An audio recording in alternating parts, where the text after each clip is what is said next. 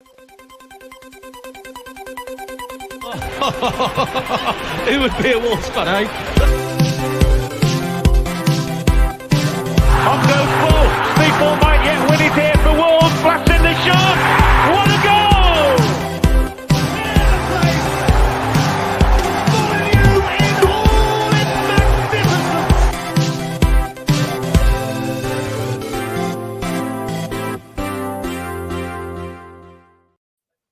Hello and welcome to the Grasshopper Fancast. Hello and welcome, everyone. No, I'm only kidding. It's the Wolves Fancast. We're back. Don't worry. As always, part of the 90 Min Football Family Network. We're bringing this live out on YouTube at the moment and out on audio after this for your general consumption, breaking down Wolves' lackluster transfer window. We've had a couple of outgoings. We've had a couple of incomings that have gone straight back out the door again. To dissect it with me today, I've got Stu and Adam. How are we both? That cap was a bit of magic then, Rich. It was. Nowhere. I had it prepared. You'd have seen just before we went live, it skipped across the bottom of my screen. It was my Secret Santa present. As you can see, it was someone who clearly knew me. We've got you with the cap, which looks great, and then we've got Stu, who's like the stock image of a computer hacker with his hood up right now. I just thought I've never seen him with a cap on ever. Exactly. Yeah, I mean, it works. It's almost like some kind of analyst. I mean, there's a reason you don't see me with a cap on most of the time. It's not just because of the hair, which is struggling under it now. I don't wear caps. Really nice they got me as a Secret Santa present. I literally said, I like Wolves and I like beer. Just get me something like that, it'd be fine.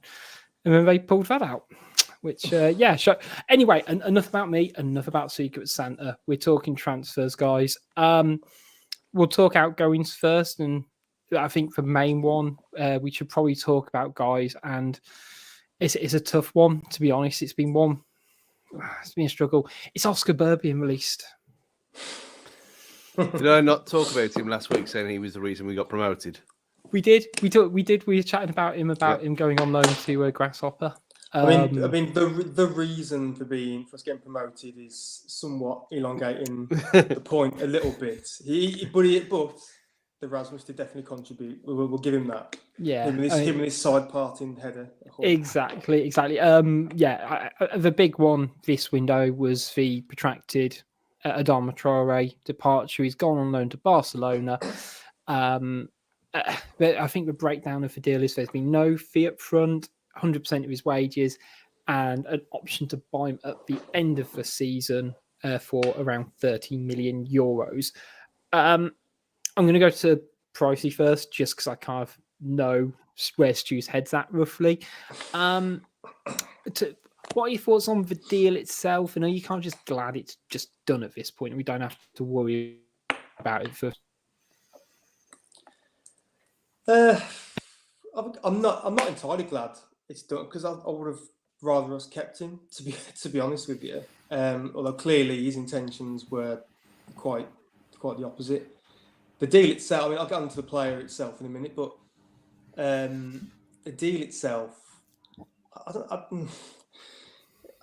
it's a weird one. So we're essentially giving away one of the most exciting players in the league for nothing. I think there's no guarantee of a permanent deal at the end of it. So we could have him back. We could theoretically get him for 12 months again, last year of his contract in 6 months' time, but that's probably not going to happen. He'll probably push to stay at Barca, come what may. But I don't know. I'm not a complete fan of the deal. Nice product placement there, Rich. I've come prepared today. But I mean, I know we've got he comes with his pluses and minuses, doesn't he, Adama? It says something about him that a lot of opposition fans were dreading him coming off the bench when he was getting lubed up and ready to go on the sidelines. Everyone was thinking, oh, here we go. But then you obviously have the other side of him as well, where, we know the player that he can be, but he's really struggling to reach those levels, and that's why he's always been with like the Villas, Middlesbroughs, and then us of the world, rather than staying where he first started off at Barca. But yeah, I would have liked for him to have stayed. I'm just glad I got his shirt signed on his last game before he went. That was quite a good bit of timing. I was going to say you got that time right. I'm going to go to from almost the light side to fittingly because he is sort of dressed like a Sif. Stu, we kind of know your thoughts on Adama and your frustration with him and the lack of outputs. Again, you kind of just are you happy to see him go, or are you sort of disappointed considering we've not got a like-for-like replacement in this window? I think, like Pricey said, the deal's awful for us. It's a shocker. What it makes now, I mean, for all my kind of rantings about him, there is something there, and he has should have scored, apart from it being half a toe offside or wherever it was at Brentford. But he's been given away, effectively given away on trial for 6 months. When what would have been better for us having him here? I mean, he wasn't like he'd gone heads gone like Fletcher did, and he was causing a stink everywhere. He was behaving himself, and all the things coming out about what a great guy he is, which we kind of knew anyway. It's just a bit odd, and unless there's like a kind of backhanded gentleman's agreement kind of thing gone on, which obviously they can't talk about, which you would think like that it's already done first and not mugs, which you kind of hope that that's true. That they can't say it, but just seeing it as it is, that we've enabled his dream. We've let him go back to Barcelona for 6 months, and it just doesn't sit right for me. I think I get where you're coming from, because it does feel like a bit of a try before you buy situation where we kind of all assuming he's going to sign, but there is that pessimistic. What happens if he tears his ACL in April? Or something, bonkers like that. We're all talking, I know this is obviously fan opinion, but we're all talking about upwards of 30, 40, 50 million. And 50 is obviously a lot for Traore, but we're talking about that. So I think in a lot of people's eyes, it's gone from those high figures to now just a loan. I know that the 35 mil is there at the end of it, but there was all that danger that it doesn't happen, of course. And Barca, I thought they were bankrupt. They're still signing players left, right and centre. Even tonight, they've got Aubameyang as well. I'm not sure what financial puppets are behind the scenes there, but it's the fact that for all his faults, he was still the most exciting player in the league. Yes, we know his stats weren't great if you want to just boil it down to that level, but we all know how excited we were when he got the ball, and he was being systematically fouled by half of the opponents who we were playing. And I think, was it that assist? I mean, it counted for nothing in the end, but that assist that he got against West Ham at home for Dendoncker last season was immense when he just took on half the team. That's the stuff that we know that he's capable of. Obviously, the frustration lies is the fact that he can't replicate that game in, game out. But as we've always said, if he could do that, he'd be at an elite team by now, because he's how old? 26? 25, 26. Yeah. I think he might have just turned 26. So, he's approaching peak for him. So I don't think he'll be sprinting that fast, into his 30s. So he's coming up to his peak years. But, it just... At the minute, as Sue says, it's a loan, but we've actually just given him away to pursue his boyhood dreams, where we probably could have done with him for the remainder of the season. Yeah, I think it's going to be tricky, to be fair.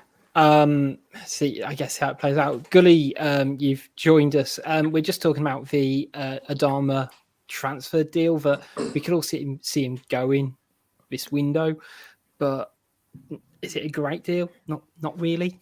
Sorry, before I respond, is Stu like the transfer Grim Reaper today?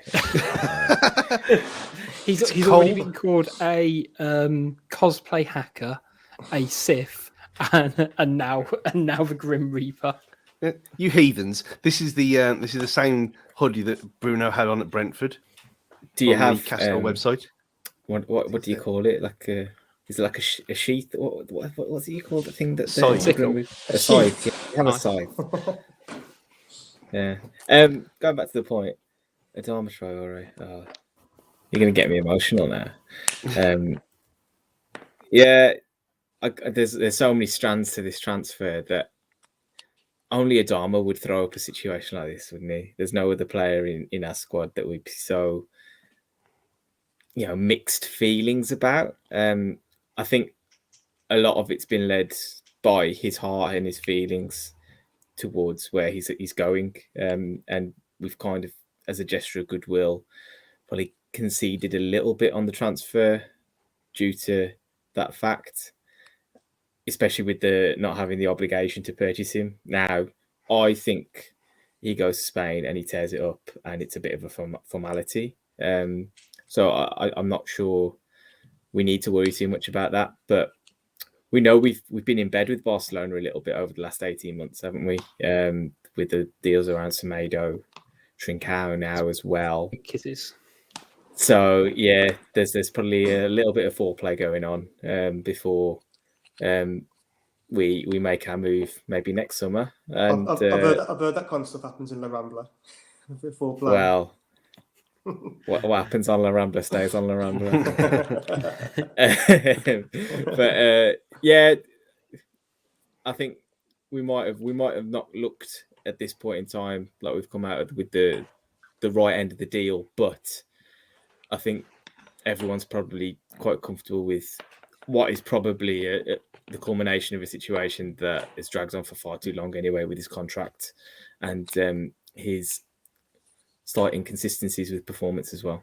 But good luck to him, genuinely. Yeah, I think 2 points I'd kind of quite like to end it on is A, I'm really glad he didn't go Spurs and he's actually gone somewhere outside of this league. I think that is one thing I think the club have got right. And it's like the only foreign club who's arguably been after him. Second, I love how we just like bypass now a Wolves player is going to get signed by Barcelona. And we're just like, yeah. And like I know there's an emotional attachment and all of that, but it does seem like the idea, if you asked like 5-10 years ago, like, oh, a Wolves player is going to get signed by Barcelona, it's like that's a club you don't turn down. And it's like that should be like a dream move for any footballer. And we're just like, yeah, he's gone. Yeah. We'll leave him. Just as well, sorry, Rich, commend Traore for the manner in which he's held himself as well, knowing that this cloud's kind of been hanging over him because he's not phoned it in, he's not thrown his toys out the pram, he's got on with the job, knowing that he perhaps feel he is worth more to the club than we were paying him, which, that's up to him at the end of the day. But, total dedication to his craft and professionalism. Right. And I think if you saw like the comments that Scott Seller made, it was sort of like, it was something on the lines of, it's been obvious that the contract situation's been an issue and it's been felt for a while that he's felt his future's elsewhere. So for him to kind of perform how he has done and, say he's not shied away, he's not dropped out of the squads or anything like that. It'll be interesting.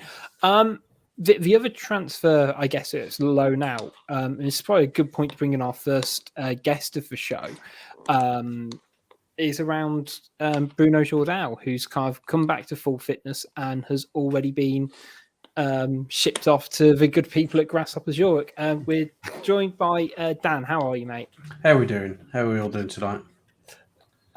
I think varying depending on who you ask in this conversation at the moment, depending on, I guess, sort of how high their hoods are up or if they're wearing caps or not. Yeah.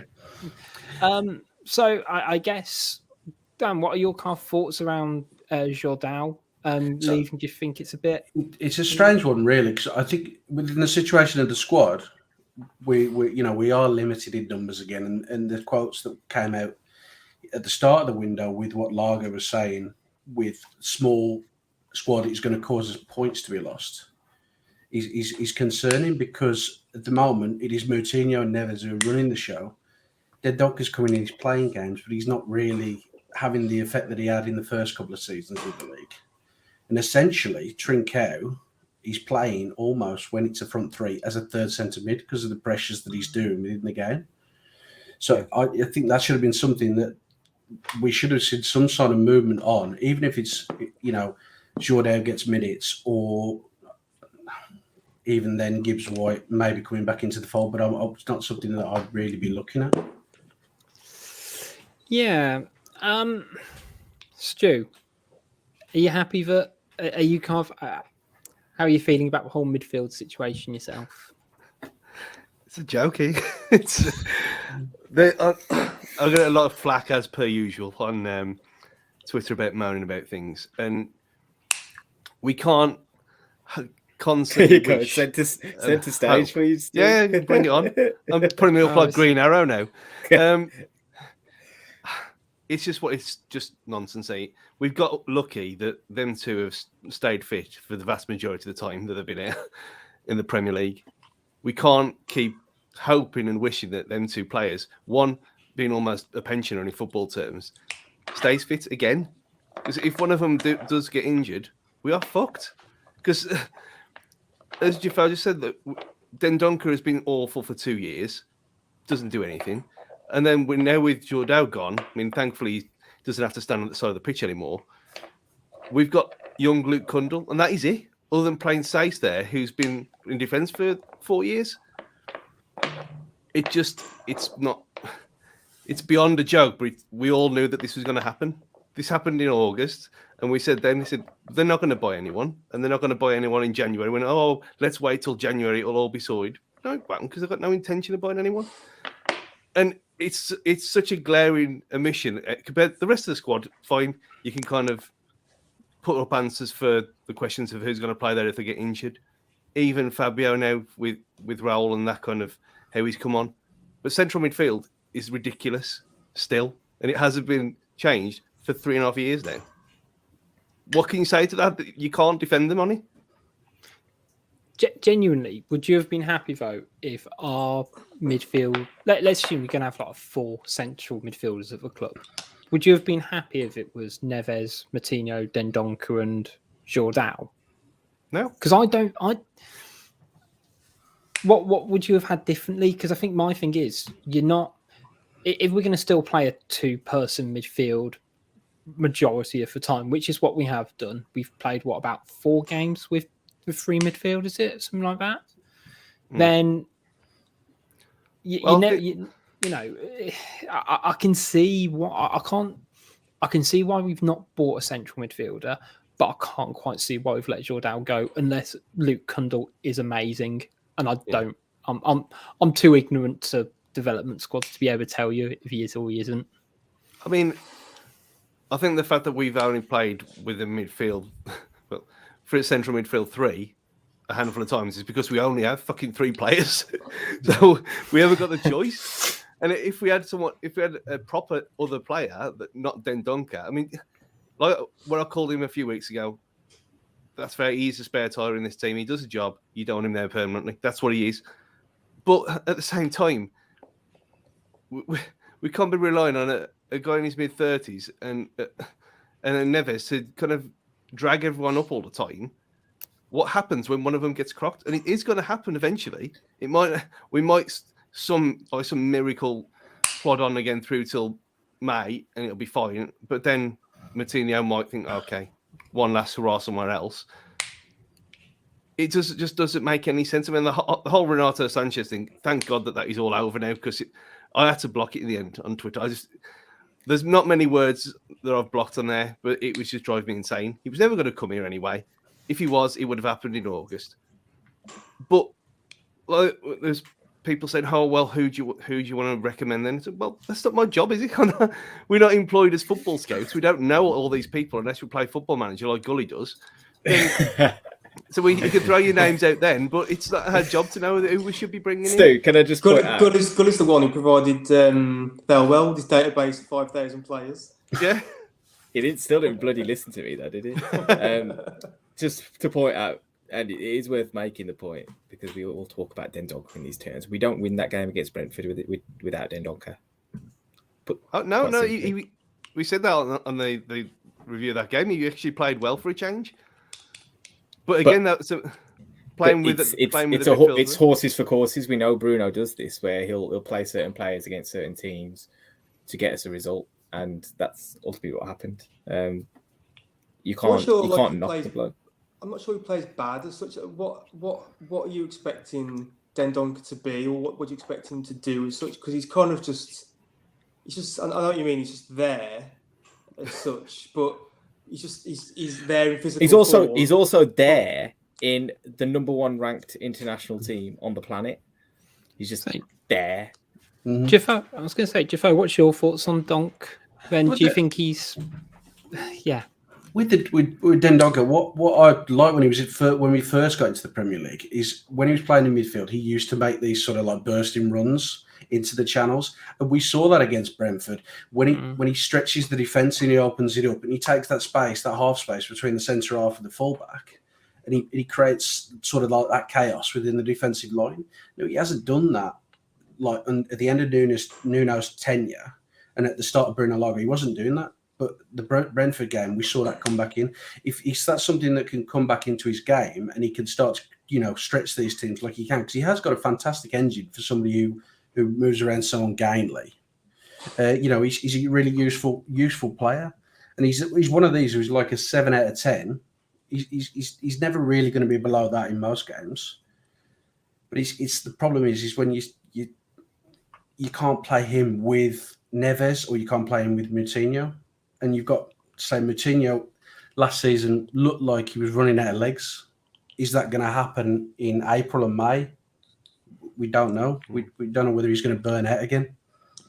I do worry a little bit that Fosun, I don't want us to continue. I don't want them to continually push their luck in regards to all these windows pass us by, and we're not strengthening to the level of which like a Neves expects. So Fabrizio, he put on his Twitter account at the start of the month that Lage says that Neves says that this place feels like his home, but to convince, we need to convince him of that. So Lage says he wanted to build a team to make players like Neves think, I can see we're progressing, we want to go forward. Now, again, we're onto a good thing at the moment with where we are in the league, our current run of form, and we're getting by, aren't we? Like on the squad that we've got, or our first team, as we said, is great, it's fine. There's not too many issues with the first team, but as we all well know, there's a big drop off after that first team,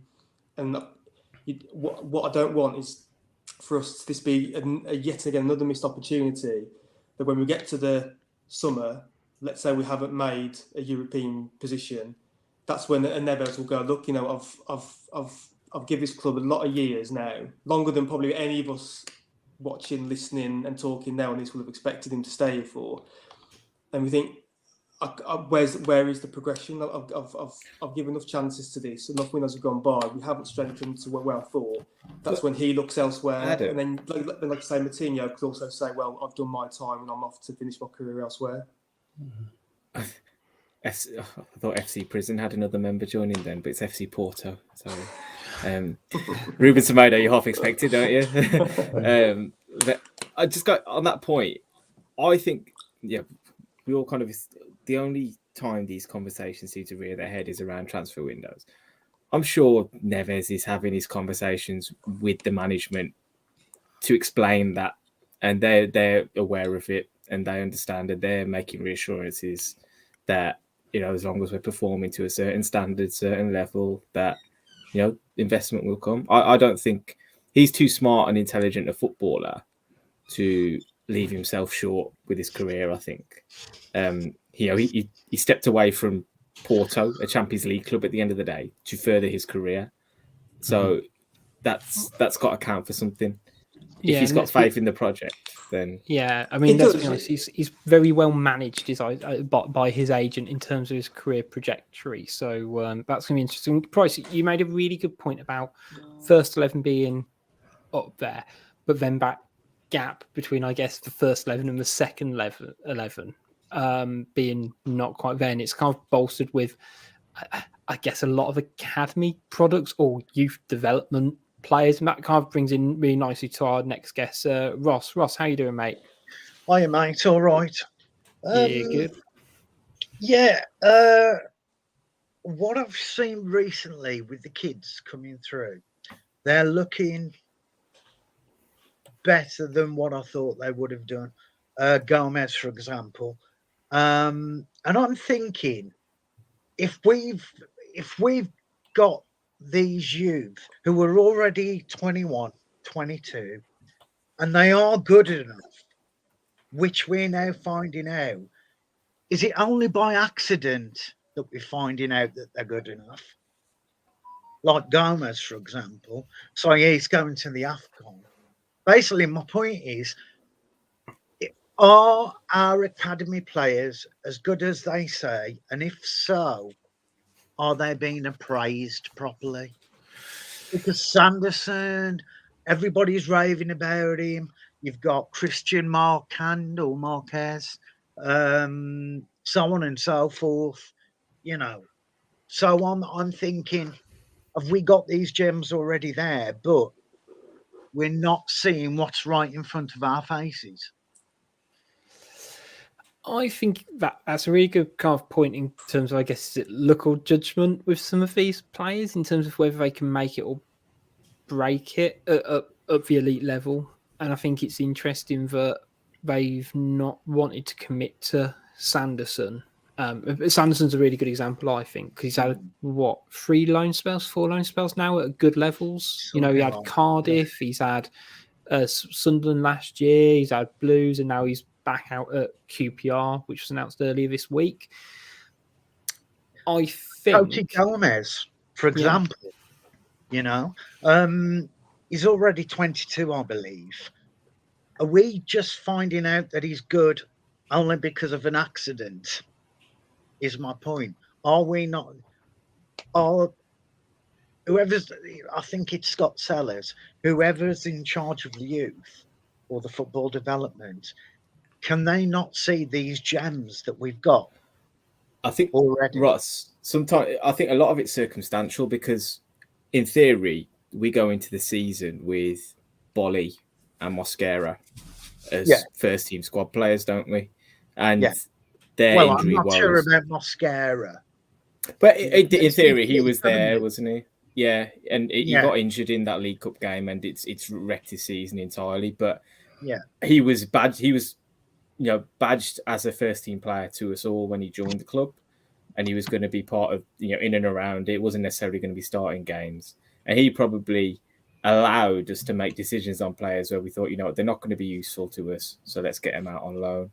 Lo and behold, injuries have forced their hand a little bit. I still don't think you really that's know. What I'm saying, other teams, they're coming through. They're given the chance. But I don't think you know until you know as well. Yeah. You got to throw someone into a situation, and Toti, for all we know, could have had a nightmare on his debut. But I think that it shows. Yeah, I think that wouldn't have happened either if Marcel hadn't had an indifferent half. Possibly, when he was deputising for Say. So they're kind of in a situation there, like Rossi's saying, is it more luck than judgment as well? Because exactly what we were thinking with that, with the left-hand side, do you move Kilman over like they did in the second half? And he was fine because obviously Kilman club. But he's been player of the season on the right-hand side. So why do you have to move him? I think that's probably one of the reasons Sanderson's been sent back as well, because he's not going to usurp Kilman from where he is, and now Toti's come through, and he had 2 training sessions, did Lars say? And he had 2 training sessions. They've thrown him in, and he's been great. So I don't think you could do that with all of them. I think Giles might have done that. I don't think you could do it with Sanderson. I mean, Oscar Burr, okay, he's been with Wolves for half of the, Wolves have been in existence. And he's never had a real good crack at the first team. And only now he's being released.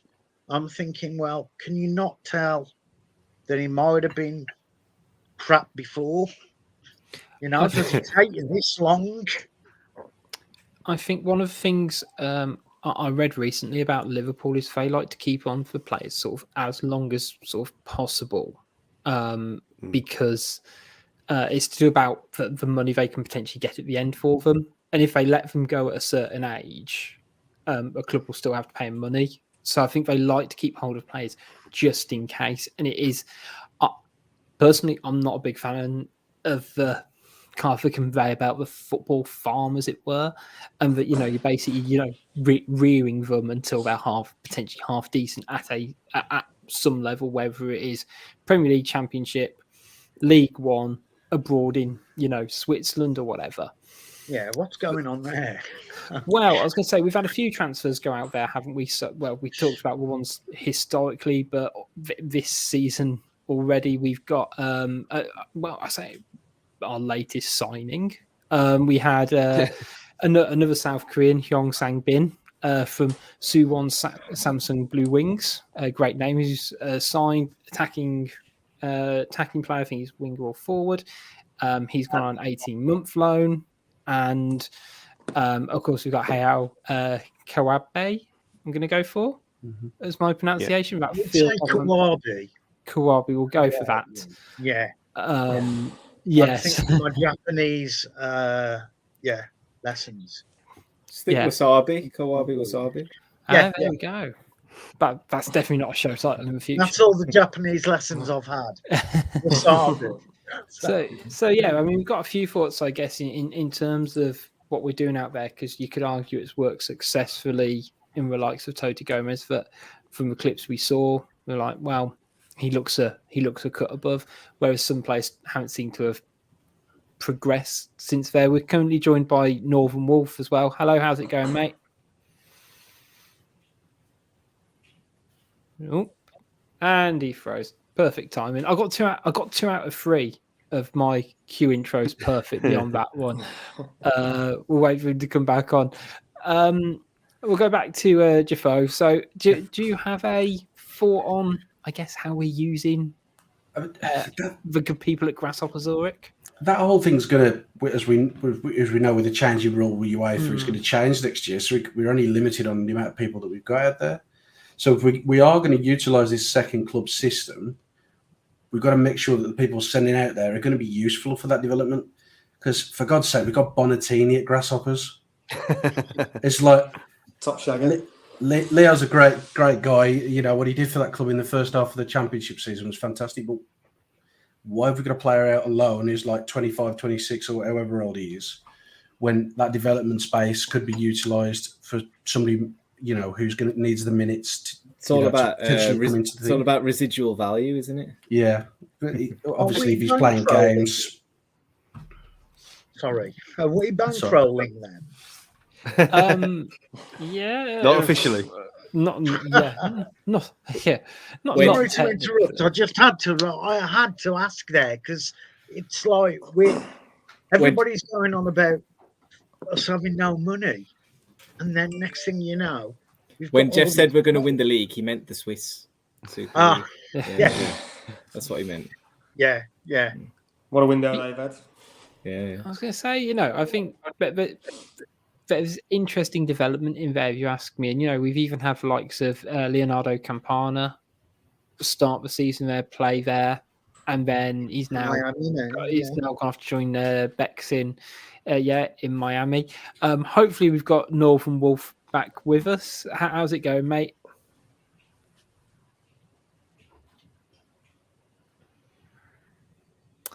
No, we try. Oh, I don't think it is. No, he's going slowly. It sometimes happens with a live recording. It's all right. I mean, he has a great background. Honestly, I was going to say his room is kicking. Big news. We heard a noise. We all heard that noise. We know what. I was going to say. We know what it means. Well, if it's anything to do with my phone app, has just told me Aaron Ramsey has joined Rangers on loan for the rest of the season. So. That's one hell of a buy. I was going to say, well, tell you what, let's take a little breather from Wolves and kind of calm down from the monotony of that. What are thoughts on that transfer? Because I think it's a bit. I don't want to say he's above that level, but he is. Stu, yeah, go on, tell me about it. Yeah, I'm amazed. He's gone there. I wouldn't. Oh, there we are. Would you wanted him? Maybe. No. I haven't seen that much of him, to be honest, in the last couple of years. So I can't really say what he was before he left Arsenal. Yeah, of course, but there's a reason he's gone to Rangers and nowhere else, and that's worrying. So reason alone, I'm out. There's another worrying thing as well. Apparently, when he left on his Twitter, a lot of Juventus fans were saying that, apparently he would be fit for international games, but when it came to playing for Juventus, he'd, funnily enough, have a recurring injury. And I'm thinking, well, even if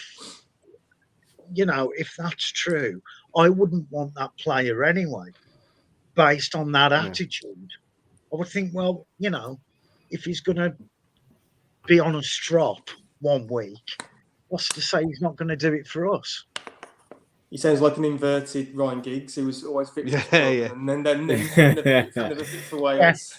There's a lot of commentary around that from the Juventus group. I think what always struck me about Ramsey is that he was one of those. He's almost like a rich man's Dave Edwards to a certain extent, wasn't he? Modelled his game on his Welsh hero, Dave Edwards. Modelled his game on the Welsh hero that he was.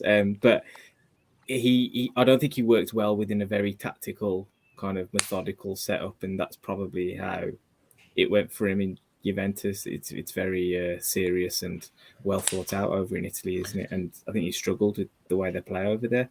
Yeah, I was going to say, looking at one of the comments from what I think was Stu's body double, Greg Lock Fitness, sort of said he wouldn't want him as well. Wouldn't want him. He's playing in Scottish League now. I mean, surely this is just a transfer, considering the astronomical wages Ramsey was on. But for me, that had Newcastle written all over it. Just, But if you're reading Wolves Twitter today, though, honestly, if you read Wolves social media today, half the fans on there would have taken the local lady of the night, just to come and sit on the bench. Like they were literally as desperate for a signing as that. So people who are then turning around and saying no to Aaron Ramsey, I'm a bit confused as to where their heads are at. He's a central midfielder. He's got great pedigree. Shown he can play in high pressure situations. Really talented player. I thought he was brilliant when he was at Arsenal. Prone, 31. Yeah. But I'm struggling to read the room a lot at the moment with Wolves fans, just because there's so many conflicting views. Which is what we're here for, guys. Let's light a fire. Let's have an eye to Margie Bargy. Go on. Yeah, right. We're going to try third time lucky here. Absolutely zero pressure, mate. Because we've already talked about how great your room is. Northern Wolf, are you with us, sir? I feel like I'm with us. Have you got us? Yes, we are. Great to have you with us. How are you doing this evening? Mate, I'm all right, thank you. I had a few panicky moments there when the phone just couldn't deal with this many good-looking faces on one screen, obviously. I'll put that on then. So, I mean, obviously, a lot of the chat you've had is exactly what I was expecting, because we haven't really got anything new to talk about in terms of the window, sadly. I think the point I was going to try and bring to the table is when we eventually do sign a player, what everyone feels the priority signing and style of player would be. Because in my mind, the type of player we've lacked for a long time now is that sort of central midfielder, maybe playing a little bit higher than that, who is only really in the team with the idea of trying to create and score goals. Morgan Gibbs-White. Well, that's the player we all hoped he would turn out to be. But I'd love him to come back and be successful. But I'm in the opinion now, I think that ship has sailed and he's maybe found his level where he's going to have a great career. But I would love that to be wrong there. But it's players like, even Willock last year, who did so well at Newcastle, and he could have been someone that Wolves could have gone for this year, and someone who could have snuck in there and really just brought that, even off the bench, 20 minutes to go in a draw, in a tied game, someone who's really got that incentive to score a goal. And that's the player I think we need next time out. I don't know what you guys think about that. That's a really good question. It's one I guess we've sort of not quite touched upon, but we've talked a lot about, where we think the needs are in the squad a bit. So we'll just do like a really quick round the room, either position, style, or even if you've got a player in mind, because I'm usually awful at that. I'm just going to go from literally on my screen. So I'll start with Stu, all the way that way, actually. Yeah, I think that's kind of spot on. I think that was why the clamour for Renato Sanchez was, because he's exactly what we haven't got. So for that kind of box to box player who's going to create something rather than sit deeper and control things like our midfielders tend to do. But yeah, it was a glaring omission before, and it still is now for me. Yeah, Pricey. Yeah, exactly the same. It's what we've been crying out. Two midfielders, you'd say, are very similar in kind of what they do, like to dictate games, control the game. I'm not sure if it's how we set up, but we don't have that ability to have a midfielder who breaks forward and scores goals, given how we play. Hence, the Morgan Gibbs-White thing. In the current system we play, there's no real position for him, and we found this out before, haven't we? When we've recalled him before, and he's just been shunted out on the wing. So, yeah, I don't want to sound like a broken record, but it is that dynamic midfielder, I would say, is that we're crying out for. I was just thinking that.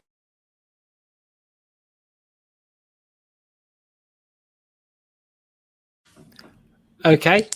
We've had a break, quite literally breaking news. I was hoping it was going to be like really big, and that was almost unexpected. I guess it's the announcement that Wolves goalkeepers Sodergaard and Molden have gone out on loan to Hereford and Ebbsfleet on loan. I'm really glad we broke that news. Not chiefly because me and Dan were having a conversation last night about whether we needed to do a breaking news announcement. And I'm so glad we got to do it, even if it was for the most minor transfer possible. Oh, that's made me so happy. What this means, though, is that Stu might as well take his golden gloves to the games now, because he might get on the bench. If all of I was going to say, as our third goalkeeper in the squad, yeah, third choice keeper. we are. Yeah, have we got enough players to fill a bench now if Morden's gone out on loan? Well, we can't. Are we doing that again?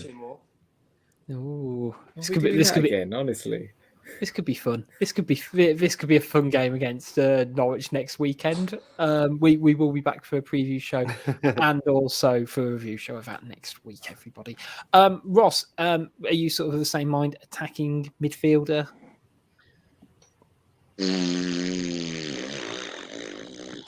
Oh, Where does he play? he's still on a flight. We were after him 2 years ago. That'll be a nice surprise for our audio listeners tomorrow. Oh yeah, sorry about that. Oh god. I think when you play with a number 10, you've got to be such a top team that you have the luxury to have a number 10 that plays the number 10 role. So I'm thinking with Wolves, I mean, obviously we're not at Man City's level yet. Give it time. But yeah, I don't think we can afford to have a number 10. That's my point.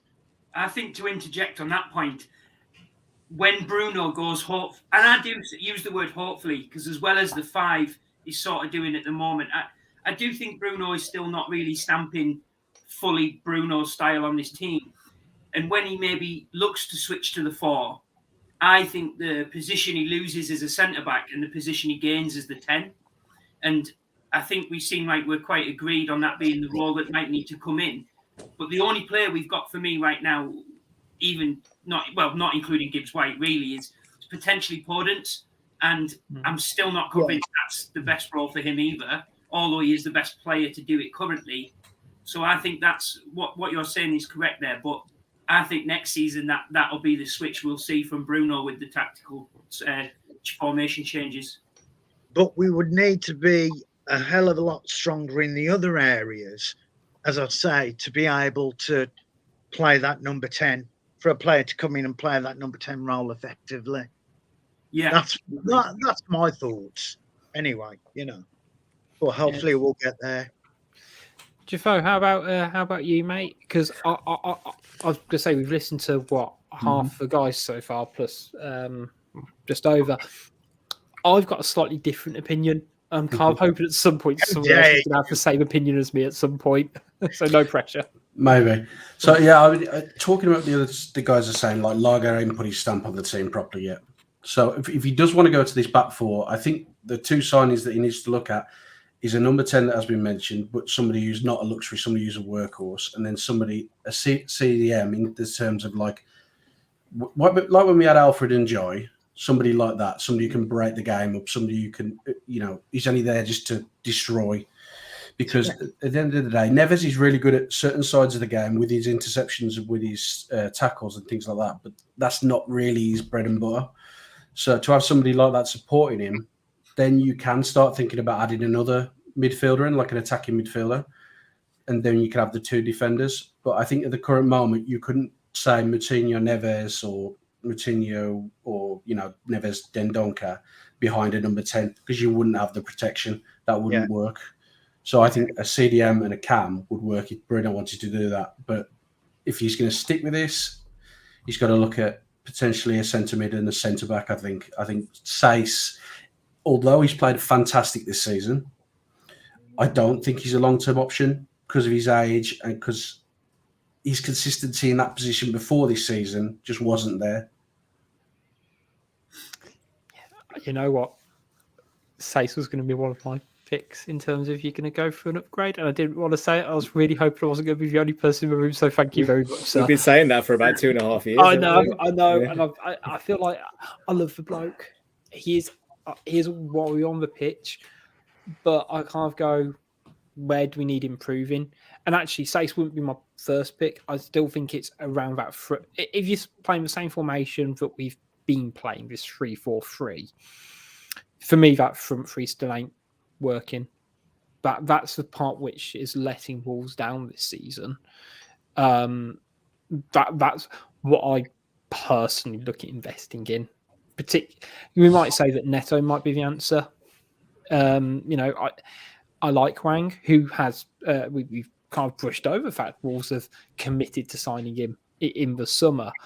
But is he really the option as a first choice?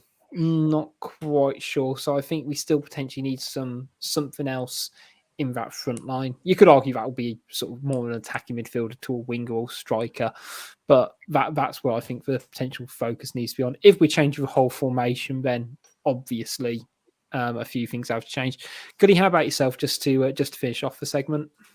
Yeah, I think most of us are in agreement. Something needs to go change within the middle of the park, or at least offer some kind of alternative to what we've already got in there.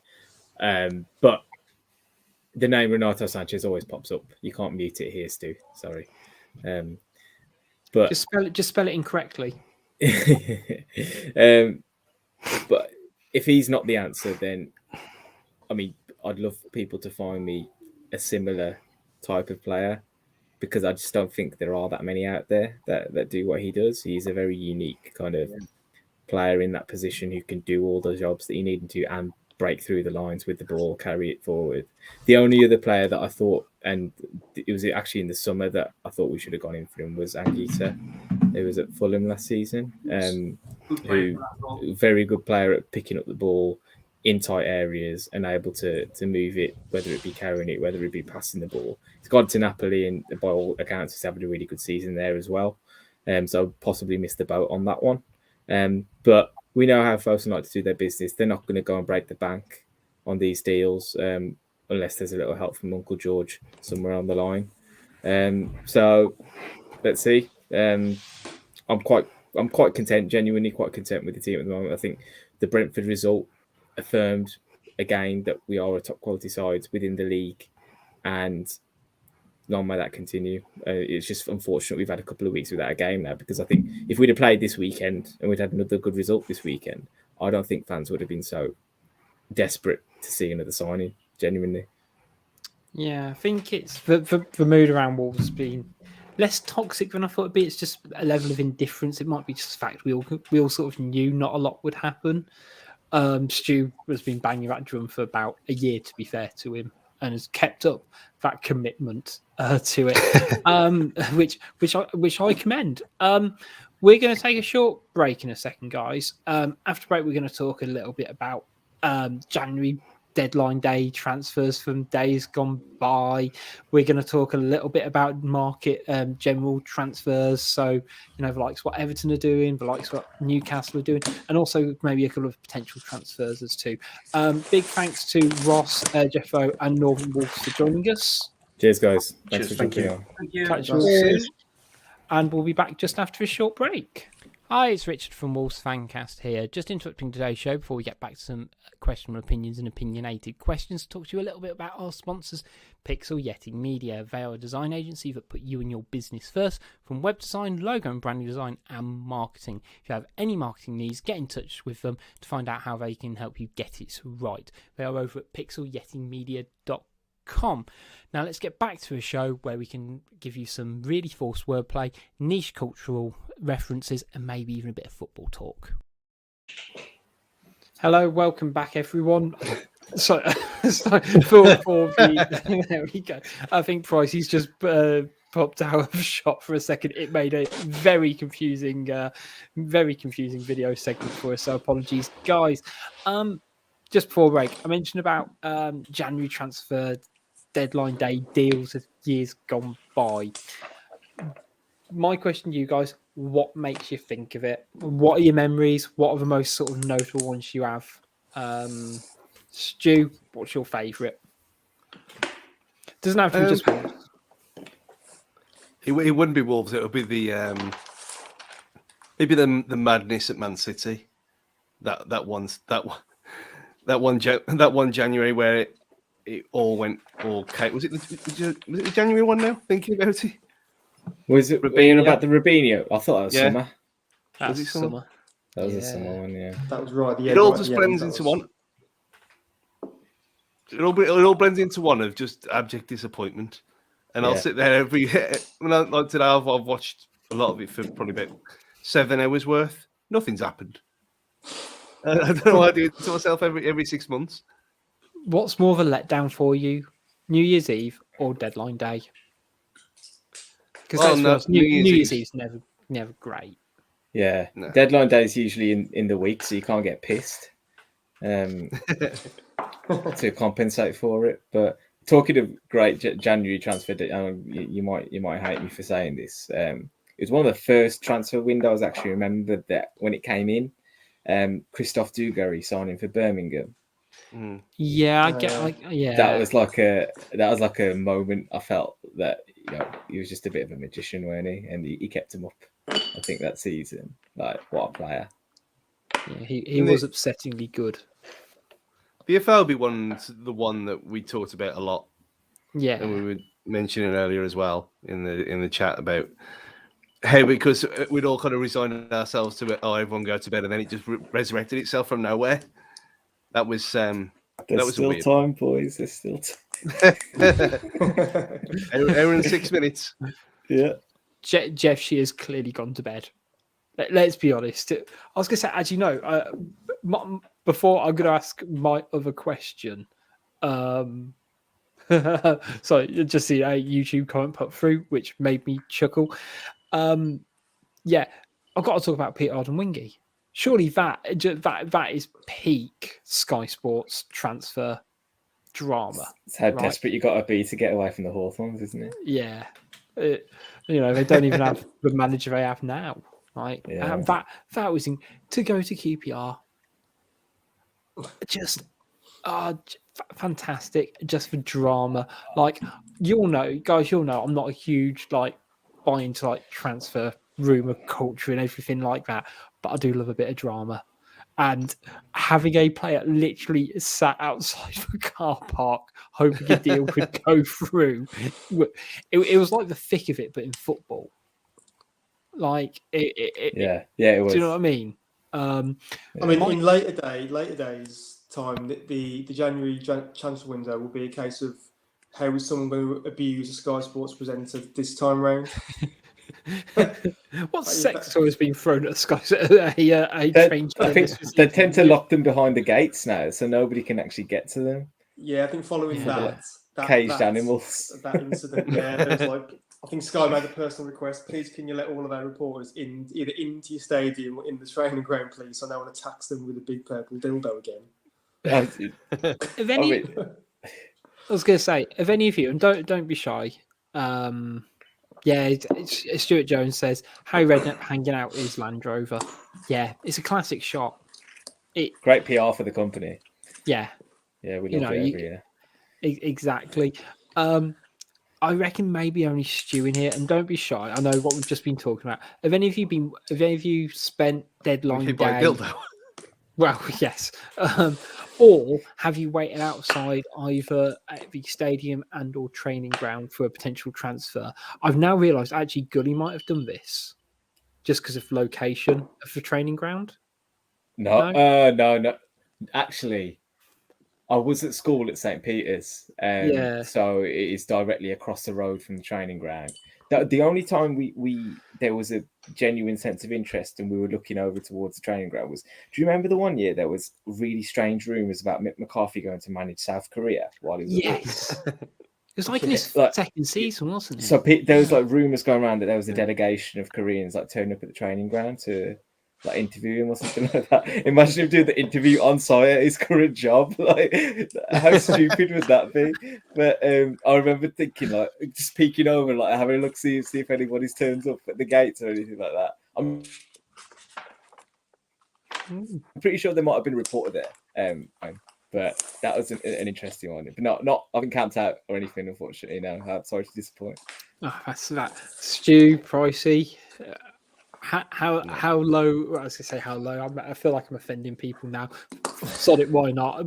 In for a penny. How low have you two gone to source out a transfer? Have you done any waiting outside, or have you not got that? You know, you still Created a fake Asda trip to the Waterloo Road Asda just to have a quick snoop around the aisles For bird camp. yeah. Pricey, have you ever booked a room at the Mountain Technol on the 30th of January just in case?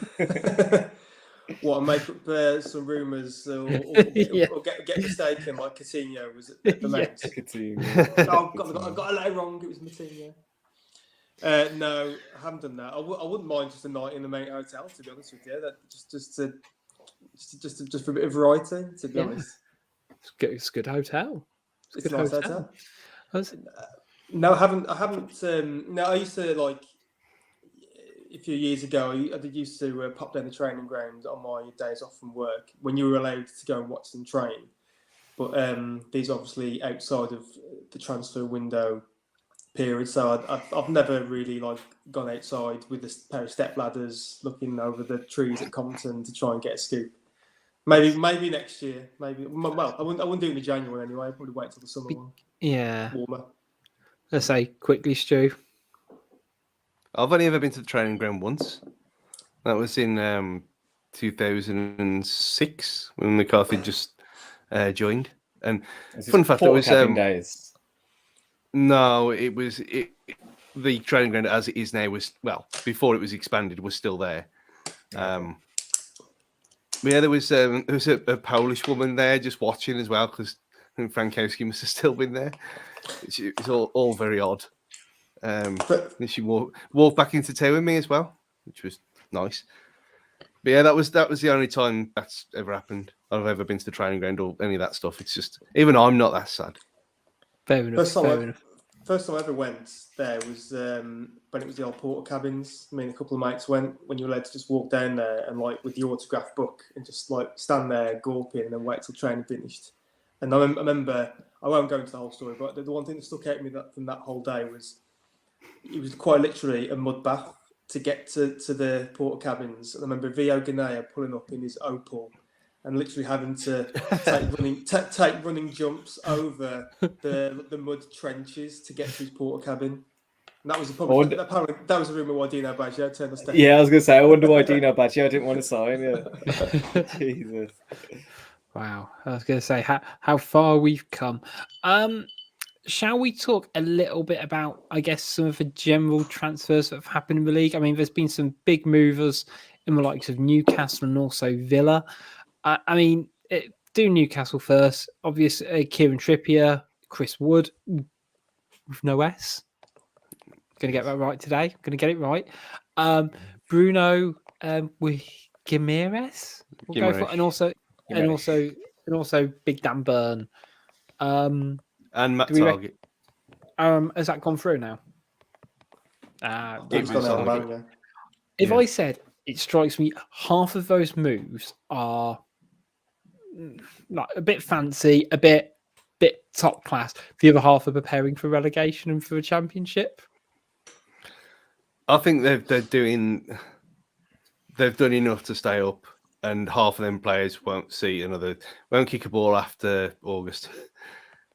That's what it seems like. And do they care? Of course not. That's spent over 90 million quid on survival, which is what they need to do. They've probably got enough, but they still have got Eddie Howe in charge, which is the problem. So hopefully they go down, because it'll be hilarious. But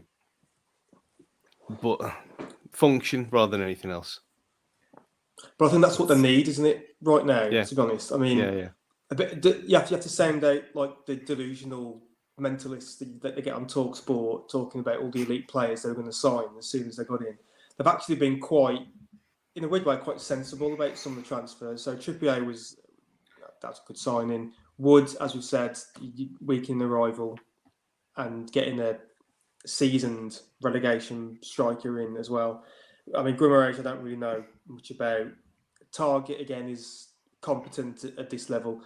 They should, if the fraud in charge can get them all to gel, then they should have enough to stay up. One would think. And then, obviously, the danger is that they obviously push on from there. It's the same way as what other super rich clubs did, like Chelsea, that when they did the start, they just bought players for a certain level to enough to reach the next level, and then you improve from there and just keep going. And then they'll jettison players pretty quickly. I would say, just because they can now. Like I say, these players like Target probably won't be there next year once they get promoted. Once they stay up. Chris Wood's probably be there to serve a purpose. Then they'll get someone else better in next year, or you rarely see any game time. But it's what they've got to do, isn't it? They've just got to buy enough to stay up and move on from there. To be fair, they have slung plenty of shit at the wall. And some of it has stuck, clearly. I mean, there was deals with Lingard that fell through, wasn't there? The Hugo, I think Ekitike at Reims, who they were really going hard for, but have decided that that's going to happen in the summer maybe now. So I think their biggest issue is still going to be centre-half. Dan Burn has looked a decent player at Brighton, but I think Graham Potter's system makes players look a little bit better than they actually are at times. Has he played a lot of wing back as well? Yeah, he's been a wing back. He's had to play centre half this season because I think Lewis Dunk's been injured quite a bit. So while he has probably been impressive there, him being thrown into a situation where he's probably got to play next to, I don't know, Jamal Lascelles, Kieran Clark, et al. I wonder how much he's going to lift the level of that back line. Yeah, and even Matt Target, I'm not convinced he's a massive upgrade on Paul Dummett. Like he just doesn't strike me as a, maybe enough to dig him out. They might get in, and it is just the desperation of trying to stay up for them at the moment, isn't it? And maybe the goals at the other end, if they can keep Wilson and Wood fit, they'll probably do just about enough. Bruno's a signing for him though. Gimenez is a genuinely good deal. Yeah, I think if they can sort of build a bit of a team around him, I think that's definitely got a lot within it. What transfers I wanted to talk about was Van der Beek going to Everton. I mean, I don't quite know what to make of it in a way, because it just feels like Everton kind of just, again, throwing a bit of spaghetti at the wall and seeing what sticks. But of course, they're looking for something to reignite their season as well, and potentially are missing that bit of creativity in the middle of the park. Stu, how what are your thoughts on VDB?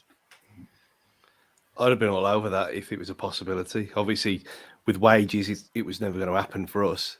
But yeah, I think signing him, and the Dele Alli one's weird. Why you'd go in for Dele Alli after you've just signed Van der Beek is just very weird and odd. it just slaps of Lampardisms again of jobs for the boys, kind of people he knows. I don't get that one at all. Van der Beek, I don't know what happened at United. I mean, obviously my dad's a United fan, and he's as baffled as anyone else with that whole thing as well. Why he was never going to given a chance, hardly to play. So I think he'll do well for him. I think there's bigger problems at Everton than that kind of area of the pitch. Well, if Calvert-Lewin's back and they've got someone to put the ball on the net at least. So I think it's like what Gully said about Newcastle's defence with them as well. They just look dodgy all the time. I mean, that might have been Agent Benitez on the case as well. I mean, whatever they've done with selling Digne and bringing in Mikalenko is a farcical decision, to be frank. Whatever personal issue Rafa Benitez had with Digne, you got to put that to the side, because that is a downgrade, like quite comfortably.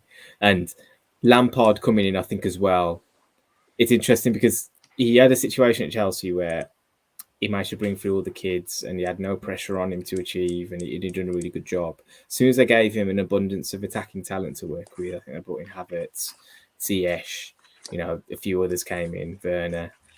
He didn't know what to do with all those players, essentially, and he couldn't quite work out how to fit them into a team together. If you're bringing in Donny van der Beek and Dele Alli, I'd be very interested to see how you make that work within the system. Van der Beek's... Before, haven't we? Yeah. We've been here before with Everton, haven't we? When just not being smart. When Keane was in charge and they brought in 3 number 10s over summer, they had Klassen, Sigurdsson, and then Rooney was all brought in, weren't they? The 3 number 10s. And they didn't know what to do. Well, they couldn't fit them in, and they're all one pace, the same player. It didn't work. And Van der Beek's gone from being behind Bruno at United to then potentially being behind Ali at Everton now as well. So you can't catch a break, the bloke. So we'll see. Yeah, I think. I'm interested in how that one plays out, especially if/when. I think it's been all but confirmed with Dele Alli to Everton, which again makes it bonkers. It's not quite a transfer, but we want to talk about Spurs. Continued commitment for stupid negotiation tactics, because it arguably made them lose out on Traore. I think they've got Rodrigo Benacer from Juve over the line. And they've shipped, there we go. they've managed to ship out a few players out on loan in Lo Celso, Brian Gill, and also Ndombele have all gone out on loan now. So it kind of, shipped out a lot, but not an awful lot's come in. Do you think this is just like Conte just making sure he's getting rid of any dead weight because, well, his fiery personality will not suffer fools gladly? It goes back to that funny interview that he gave, wasn't it, where he goes, basically the level wasn't what he expected it to be. When he came into the club, and he was surprised by how shit they were, frankly. But I mean, Daniel Levy will be Daniel Levy, won't he? And what ultimately ended up happening is Fabio Paratici, who's the director of football there, has gone back to his old club and picked up a couple of players that he would have signed for Juventus probably at the time, and gone back to familiar faces where he could probably more likely to get a deal done easier after the rigmarole of Adama Traore, of who else did they get gazumped by? Liverpool, wasn't it? For Liverpool, Luis Diaz, that was it. Yeah, Diaz. And I mean, Conte, I guess he's prone to throwing his toys out, isn't he? You probably can't do that now just because he's got a couple in through the door at the end of the window. But if he hadn't I'd have been surprised if he's seen out till 11 p.m. tonight, because that's what he's liable to do. Well, he's one of them players on an 18-month loan as well. Yeah, I think the other Spurs, I think, again, I can't quite remember if it's gone through yet. Kulusevski. Yeah, that's the one. Yeah. I'm glad you went for pronunciation on that one. Yeah, they're both been confirmed now. Yeah, I think Spurs are an interesting side under Conte, and they've got potential to do a run, but they've also got potential to be, potential to be Spursy. So it will always be fun. I'm going to throw it over to Pricey now. Talk a little bit about Wolves transfers now, and I get to drop my hosting bit for a bit and put on my pundit hat. Get the hat on.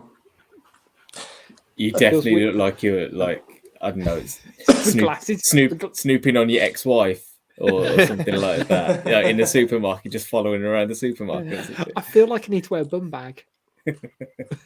Is it make Wolverhampton great again on the top? Yeah. Oh God. I'll just be wearing around Zurich. I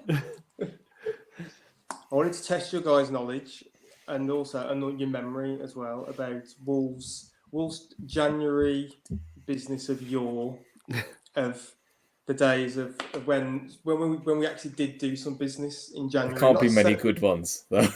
There can't be many good ones. No, this is going to be There awful. there are some decent ones, but mostly it's a tale of woe. I've got to be honest. Looking through our January business, and And this is why you don't do business in January, because they're all shit.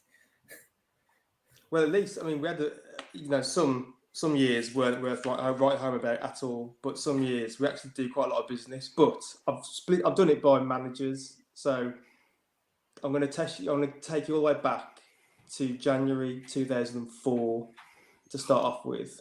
Okay. Right, so we're under Dave Jones. We've entered January. We're rock bottom of the league. Right, in order to remedy that, we spent the sum of total 2.25 million to try and rectify the situation. Right, can you remember who we signed? The two standout players that we signed in the January window to try and keep us in the old Premiership. Yeah, because one of them got us relegated. Fucking Paul Jones. Paul Jones. Bastard. Oh, yeah, I forgot. 250 I had grand the other two. on Paul Jones. Yeah. I had the other two. There's a Carl. Yeah, go on, Gully. I think you're halfway through saying one then. Carl Court. Is that? He must have taken a big chunk of that. To be fair, he did his bit. He actually he done all right that second half of the season. And he did okay in the Championship when he was fit. Yeah, the other one was Ganeo, wasn't he? 2 million that Carl Court costs, and those were signed just shortly after we actually beat Leeds 3-1 at home. If you remember that, Alan Smith scuffed the corner into his own net. Didn't Everson score a couple of absolute shitty little tap-ins or something? Well, the one Kamara ran the whole length of the pitch pretty much, had a shot off the post, and then he just hit Everson and then went in, basically. Come off the post. All count. Oh, you must have thought, why are you signing a striker now? I've just bagged two. Didn't we sign Theo Ganea that window as well? Yeah, I think we got him on. I think, was it one of those where we got him on loan? Yeah, it might have been on loan, yeah. I can't remember. It was either Jones or Ganea. I think one of them was a loan, one of them was a buy, but I can't quite. Yeah. Well, if we move on to Glenn Hoddle, so we go into January 2006, right? So bear in mind, he'd already been in charge for about 6 months at this point. This was his I think he's actually just during his first full season, I think, where we ended up finishing 7th, but we were 6th at the time. He only spent 2 million as well, but he did get in 5 players, and also Paul Jones actually was released this month as well in January 2006. So that he was released that would have been the 3rd time, wouldn't it? I think that Paul Jones left the club at that point. I think. Yeah. Didn't tell him. I'm sure him twice before since. I don't think we won't dwell on Paul Jones too much. No. 5 signings. Can you remember? There's 5 signings, 2 of which were from the same Eastern European nation. Yeah. Oh, yeah. I was going to say, before I'm going to sort of detract from the quiz a second, just remind that Pricey is using a football-themed pen for his quiz notes. There we go. That's what he needs. One for the audio listeners there. It's a good push. It's actually from one of Wolves' sponsors, Royal Caribbean, as well. There we go. He's off a gift bag. He's been on the ferry. I was going to say, for all your Caribbean cruise ship needs, everybody. Yeah, so you've got Dennis Rosa and Gabor Gaipesh then. Yes. I didn't think. I thought they signed earlier than that. Jepez was well. Rosa. Oh God, we had him for. I really rated him. I mean, Me too. I don't think I was on my own with that view. No. Captured the hearts and minds. I think he played a bit for Mick, didn't he? Or he might have played a couple of games. Yeah, I think he did. Problem is that, I don't think he suited a 4-4-2. No. And we had Mick McCarthy. Jepez wasn't too bad as well. He had a career. To be fair, yeah, he played in the Championship for a long time. I'm sure. He went to Cardiff, didn't I think? After But we hit a. I'm going to the clue with the next goalkeeper. We hit a bun note signing this goalkeeper. He enjoys what he enjoys. Leave him alone. Hey. He's Dutch, man. That comes with its intricacies, doesn't it? Yeah. No one said his name, by the way. Stefan Posmar. Yeah. What a bloke. Now, I'll be very surprised if you didn't get. I mean, this is a busy month, so this is got the 4th out of the 5 players we signed in January. Just think about that time. Anderton, was he there then, or was he at the start of the season? I think he signed at the start of the season. I think we signed. Oh, there's the obvious one, but then it was Ali Adier brought in that January. I don't think in that January window. Was he the one before? I think he was already there, wasn't he? Now, can I say who I think the obvious one is? Just because. No, because I'm dropping a blank now. Yeah. Who's the obvious one? Is it the missing piece of the jigsaw? It certainly is. There we go. Yeah. You get a bonus point for remembering how much we actually paid for him as well. 1.75. That's what I was thinking of as well. I think I'll accept that. I've got 1.5. So, God, get that one right. And also, he had a good career after Wolves. And before. We were a footballing graveyard at one point, though, weren't we? Like players came to kill their careers at Wolves. So it's just what happened. No, we did get Ali Adier, and then on that was a deadline day one as well. Yes. He flattered to deceive, didn't he? He had flashes, but 42 minutes to go, still time. There we go. Ring him up. See if he's free.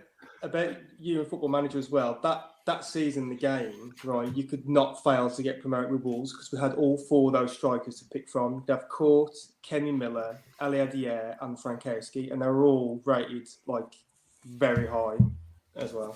I don't know why we didn't get promoted then, to be honest. That's an Avengers lineup, isn't it? If ever I've heard one. Yeah. Stick them all up top. Just stick them all up. That's why it didn't work. And of course, one player you're forgetting that we signed the same day as Frankowski, Scottish right back. Morris Ross. He had a couple of crunching tackles. That's all I can remember him being. Very industrial is how I'd describe him. Is that a polite way of putting it? Yeah, I think he's probably crippled quite a few left wingers. It's because wasn't Jackie Mack injured for that whole season, and he just filled the Scottish guys back up. Yeah, pretty much. So, if you remember now, we're going into Mick's second season. Because strangely enough, in his first season, we didn't actually sign anyone in January. We just had emergency loans coming in and out throughout the whole season. Under McCarthy's first year, people just popped up for a month or 2 months at a time. So we're going then to January 2007. Right, so we were 10th at the time. Of course, we ended up finishing 5th, but we'll say no more what happened after that. There are quite a few, so you've got a lot of people to pick from here who we signed in January. If you get one of the, well, you won't get one of these because it's a one appearance wonder. We signed someone on loan in this window. I'm making it my mission to get this bloke now. Only played once for us, right? I'll try and dig out some clues, but January 2007. We've got quite a few quite a few to get through here. We went on the march from this transfer window, didn't we? To be fair, We did. So right, transfers in. So we've got three permanent. Oh no, so we've got quite a few permanent transfers actually. I do beg your pardon. I'm trying to think of any clues I can give you. Andy Keogh was a big one, wasn't he? Andy Keogh, yeah, we signed in. So we must have got Stephen Ward as well. Also got Stephen Ward, 100k from Bowes.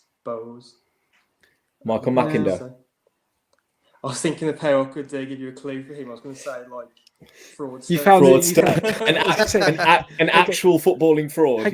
Like, you know how that word gets thrown around every day. Just say you came across him through work. Yeah. And that's not libelous either.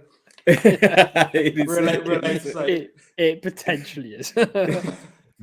So he was 250k from Barnsley. Stephen Ward, we spent 100 grand on from Bowes. Andy Keogh, we got towards the end of the window for 600 grand. There was another Irish player that we signed. Oh, Irish. I thought it was Neil Collins that window.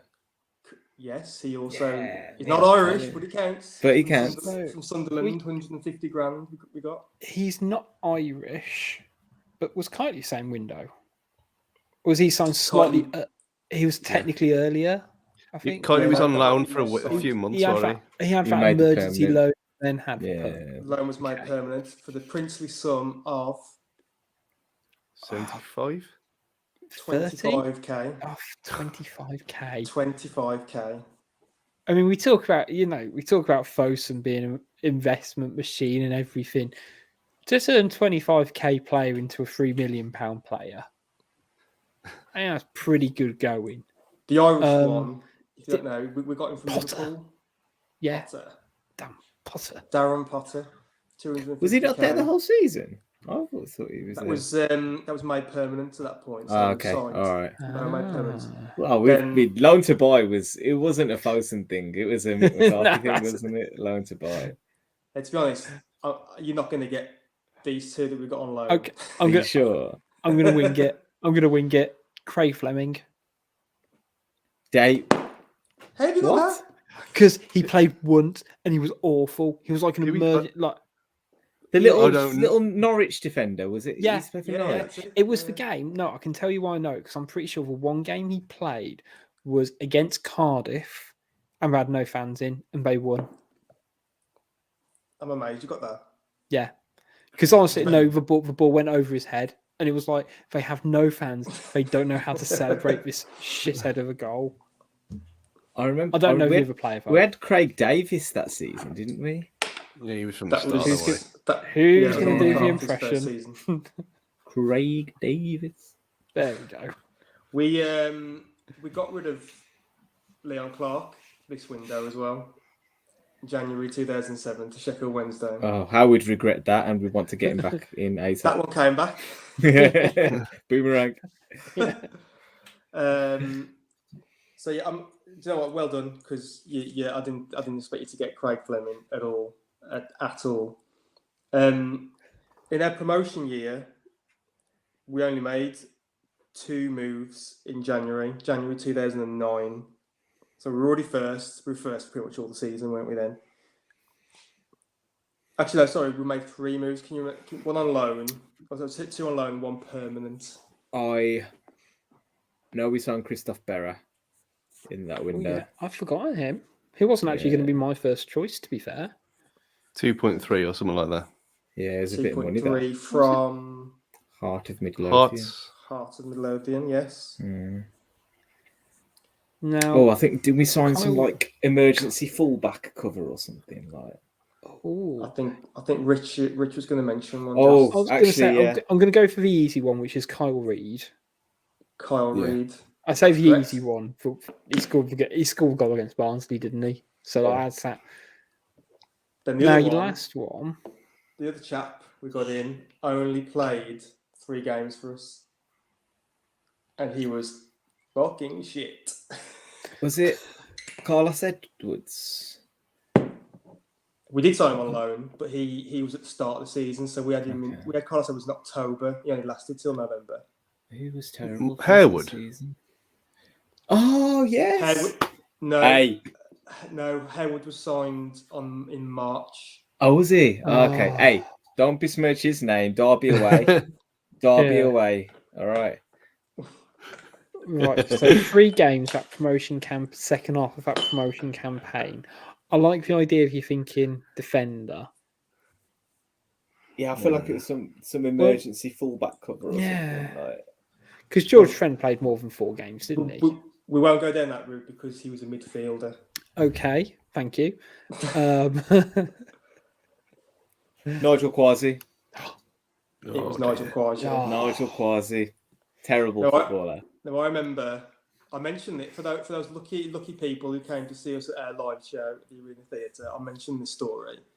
Me and my best mate Matt, we spent Valentine's Day at Burnley away, and this was in that period of time where we couldn't win for love nor money. I think that January-February period where us, Birmingham and Reading just couldn't buy a win for whatever reason.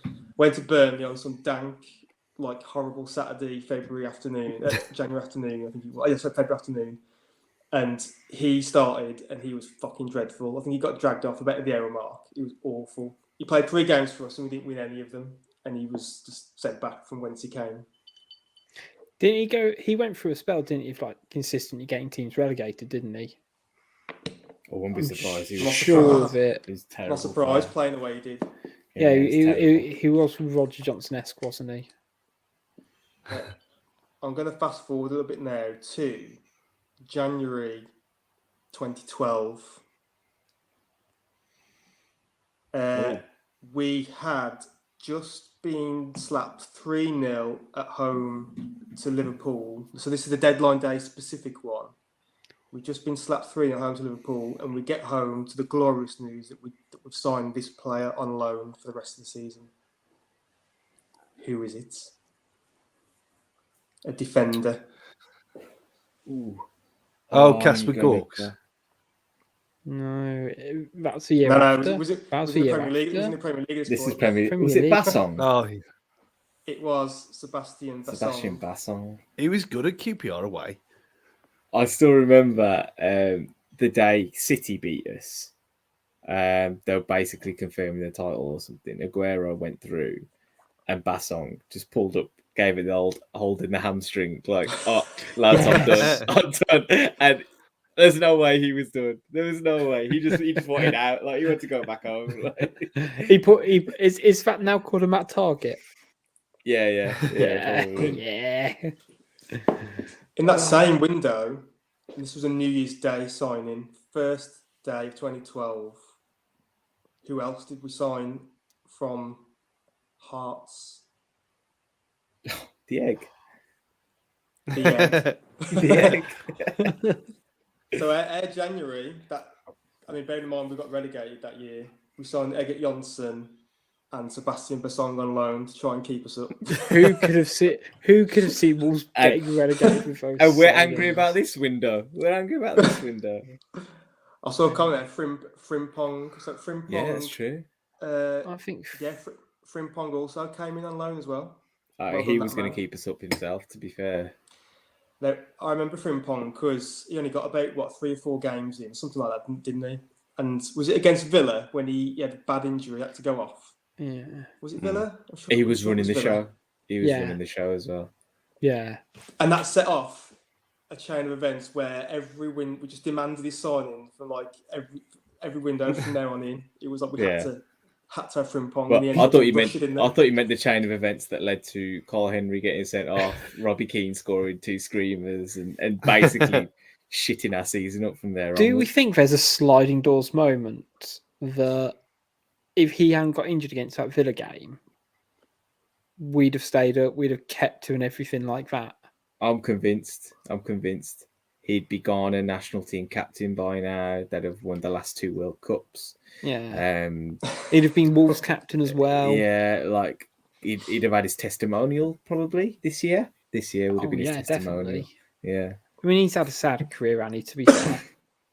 Like, he had to retire. I think it's 2017. He's 30 now. So, like, he had to retire young and stuff like that. But if you ask me, like, great talent. Like, you'd have lived and died having someone like that in your midfield. You know, we've talked about bringing in development squad players and stuff like that. If you had someone with that energy and potential, you know, as opposed I to think David Wenger Davis. was quite keen on him as well. Yeah. I'm sure he wouldn't. I don't think he'd have A sold him bit. to us. No, it wasn't He could really. stay fit. Yeah. I'll finish. I'll finish. I won't go too recent because we'll probably all know those anyway. So I will finish up on the season when Jacket took us up, Okay. because there's quite a few in January that we signed. Now again, if you remember, we had quite a lot of those where players just dropped in halfway through the season on emergency loan, like outside the windows that were made permanent. So you have to bear that in mind. But January 2014, who do you think we signed to help us with our promotion push? Either permanent outright or loan to permanent, like players that we already had on loan, then we made them permanent in January. I think we made a couple of really good signings this one. Big Newer Dicko. Newer was signed, yeah, from Wigan for 300 grand. The return of a prodigal son. Yeah, Leon came back. Jurassic Clark. Do you remember how much you paid Cov for him? Ooh, was it a cool 500k? And he said 500 mil. It was more than that, wasn't he?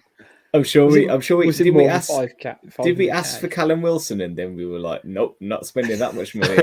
And then we'll have his cheaper, shitter partner. The thing is, we've already talked about Andy Keogh, and we did exactly the same thing with Andy Yeah, Keogh. Billy Sharp was, because Yeah. Billy Sharp was there, It's like, basically, you know, both of them are still playing now. Obviously, Sharp's way longer in his tooth than Wilson, but it's just like, you know what? We'll Do you know what? We seem to have form for this, don't What we? else can you do? We take the worst one of a pair, or we should just take it back to like Dan and Johnson. Yeah, Roger Johnson. When he and Scott Dan were good together. Like, yeah, we'll have Roger Johnson. Shit. It's like we're the wingman, aren't we? We pull the uglier half of the couple. Like, you know, let the other bloke have the fit one, and then we just take the ugly one. Yeah. We're joined for this last little bit by Tom. Tom, how you doing? How have you found the Wolves transfer window, mate? About standard, isn't it? I think. Yeah, frustrated, but absolutely inevitable. Yeah, as always is. Yeah, it's been but we've all sort of felt it was going to go this way, and it has done. And for some of us, it ain't made us feel any better. So at the moment, we're kind of just going through some transfer windows from years gone by. So we're currently looking back at the January transfer window when we got promoted from League One at some of the players that we signed. So we've already talked about Leon Clark. We've already talked about Newer Dicko. How many do you say? There's 3 more to get, I think. 3 more. Tom, any ideas? Is it Jacobs, or was that made permanent? He was on loan. Jacobs is correct. Yeah, that was a loan to permanent. We gave Derby 200k for him. Bargain. That's a career that never really progressed, is it? After sort of leaving Wolves. I think he kind of like flitted around after us. Yeah. I think he went Wigan. I think he was at Wigan Yeah, at it one was point. Wigan. Yeah, He didn't went get from a fair crack at the Championship, I don't think, when we got promoted. No, he didn't really seem to get a run in the team. He went to Blackpool on loan, ended up signing for Wigan. Obviously, played 176 times for them. Then he ended up at Portsmouth, where he still is to this day. Yeah. So he seemed to have found his level at League One, then I guess. Right, who else have we got? So that season, Sam Ricketts, Greg has said no. Unfortunately, he was signed. we got in him at July. the start. We got him. I think it was in the summer. Yeah. His first signing, wasn't he? He was the first one. He first basically big name one that brought him in to be captain, didn't he? Yeah. So, like, sort these rowdy lads out. McDonald was also an August signing. Was James Henry one, or was that another one that was loan and then permanent? Tom's 2 for 2. Yes. James Emery. Best hair, Rich. See, best hair. I was going to say better hair beard combo. I was gonna say I like how we brought we've played 90 minutes. We've brought in fresh legs in Tom to come off the bench. the Adama Traore of the Yeah. podcast. Saka, The last one we bought, we thought was a developmental signing, but he went on to become first teamer, and he's still with a Premier League team not very far away from us right now, actually. Courtney. Was it Courtney? Courtney Courtney Hawes. how? Courtney Hawes? Oh, right. Courtney Hawes. 45k paid for him, Gully. 45k. Really? Tell you what. That was all His paid. music career's worth more than that. Yeah, exactly. Hey, he'd have signed up to Wolves Records, wouldn't he? If we'd had a record label then, we'd have been sorted. We'd have transitioned over it permanently. I'm just sorry. I've now gone in a path of Wolves players who are into music, like Ryan Bennett. We've had a few. I'll say on that window, just to round off, we had two big sales that window as well. January 2014, if you can remember. So we bought in 5 mil for these two players. Oh, Griffiths was one. Yeah. Top shagger. Was one. Yeah. Top shagger. We always love him for that Port Vale game and celebration.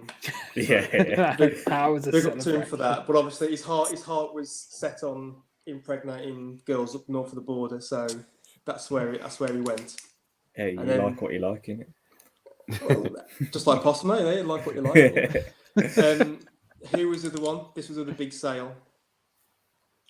In the millions. Oh, I got it. I think is it Wayne Hennessy? Tom's transfer king. Bloody tell you what, Tom's this is- transfer Happy king. days. He's a real threat. He's a threat to our starting positions. We can't have him on again. Can he do a job from the start? Don't have a transfer quiz when Tom is around. You'll have it. Yeah. 3 million. Misspent Crystal youth. Palace. That's what it is. That- I remember that because I think at the start of that year, I went to Barcelona to watch Barca, and I was just about to go into the tube, and we were playing, I think, Gillingham away, and that's when he refused to play, wasn't it? That game. Yeah, I was there. yeah. And it was Terrible 90 minutes. I went into the tube to get the train, and I come back we out, lost that game as and well? just flashed up. Yeah. Yeah, like 90, was it 92nd, Yeah. 93rd minute, Stu, like 1-0 loss. Yeah. Like, half On a box. Friday night. Friday night in Gillingham. Yeah, it was stuff of dreams. Was that the time you were telling me? Did you get stuck on coming back or something? Or I made Oh, it up? that's happened a couple of times down there. It's It's one of them places. Only professional football club in Kent.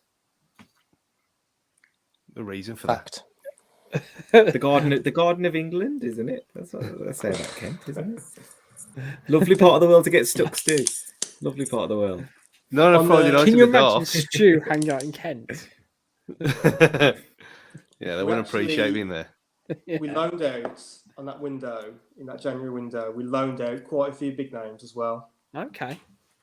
I mean, what Siggy. I'll say, Oh, yeah. We had the bomb squad, though, didn't we? we Yeah. did. So Siggy, 31st of Jan, deadline day, he went back to Mould on 31st of Jan. There were some big names here. Doyle, Kevin Doyle. January. Doyle, do you remember where he went? Palace. QPR. That's it again. What, this is- Yeah.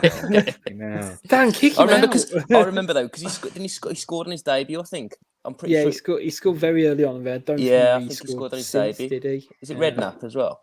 Yeah, because it was the year they got promoted, and I think I might be kind of stepping in now. Did they get Carl Henry or did they already have Carl Henry?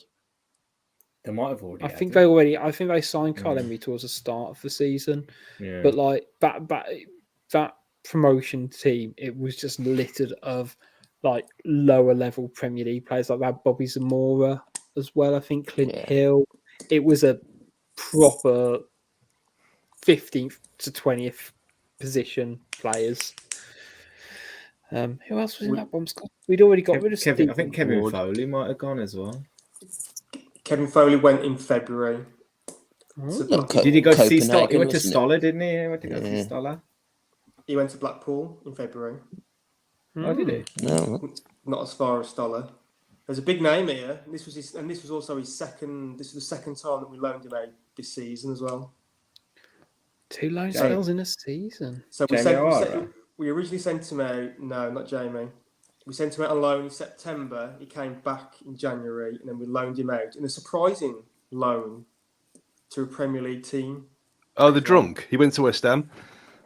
The drunk, indeed. Yeah, we sent out Rog Johnson. He went to West Ham in January. Oh, he did that whole that amazing backpedaling when Yaya Toure was running. Yeah, he literally ran into the goal, basically, didn't he? That's such an amazing clip. What a quality defender he was. Busy old time, actually, January at that point. A lot of turnover. Wow. What a season that was.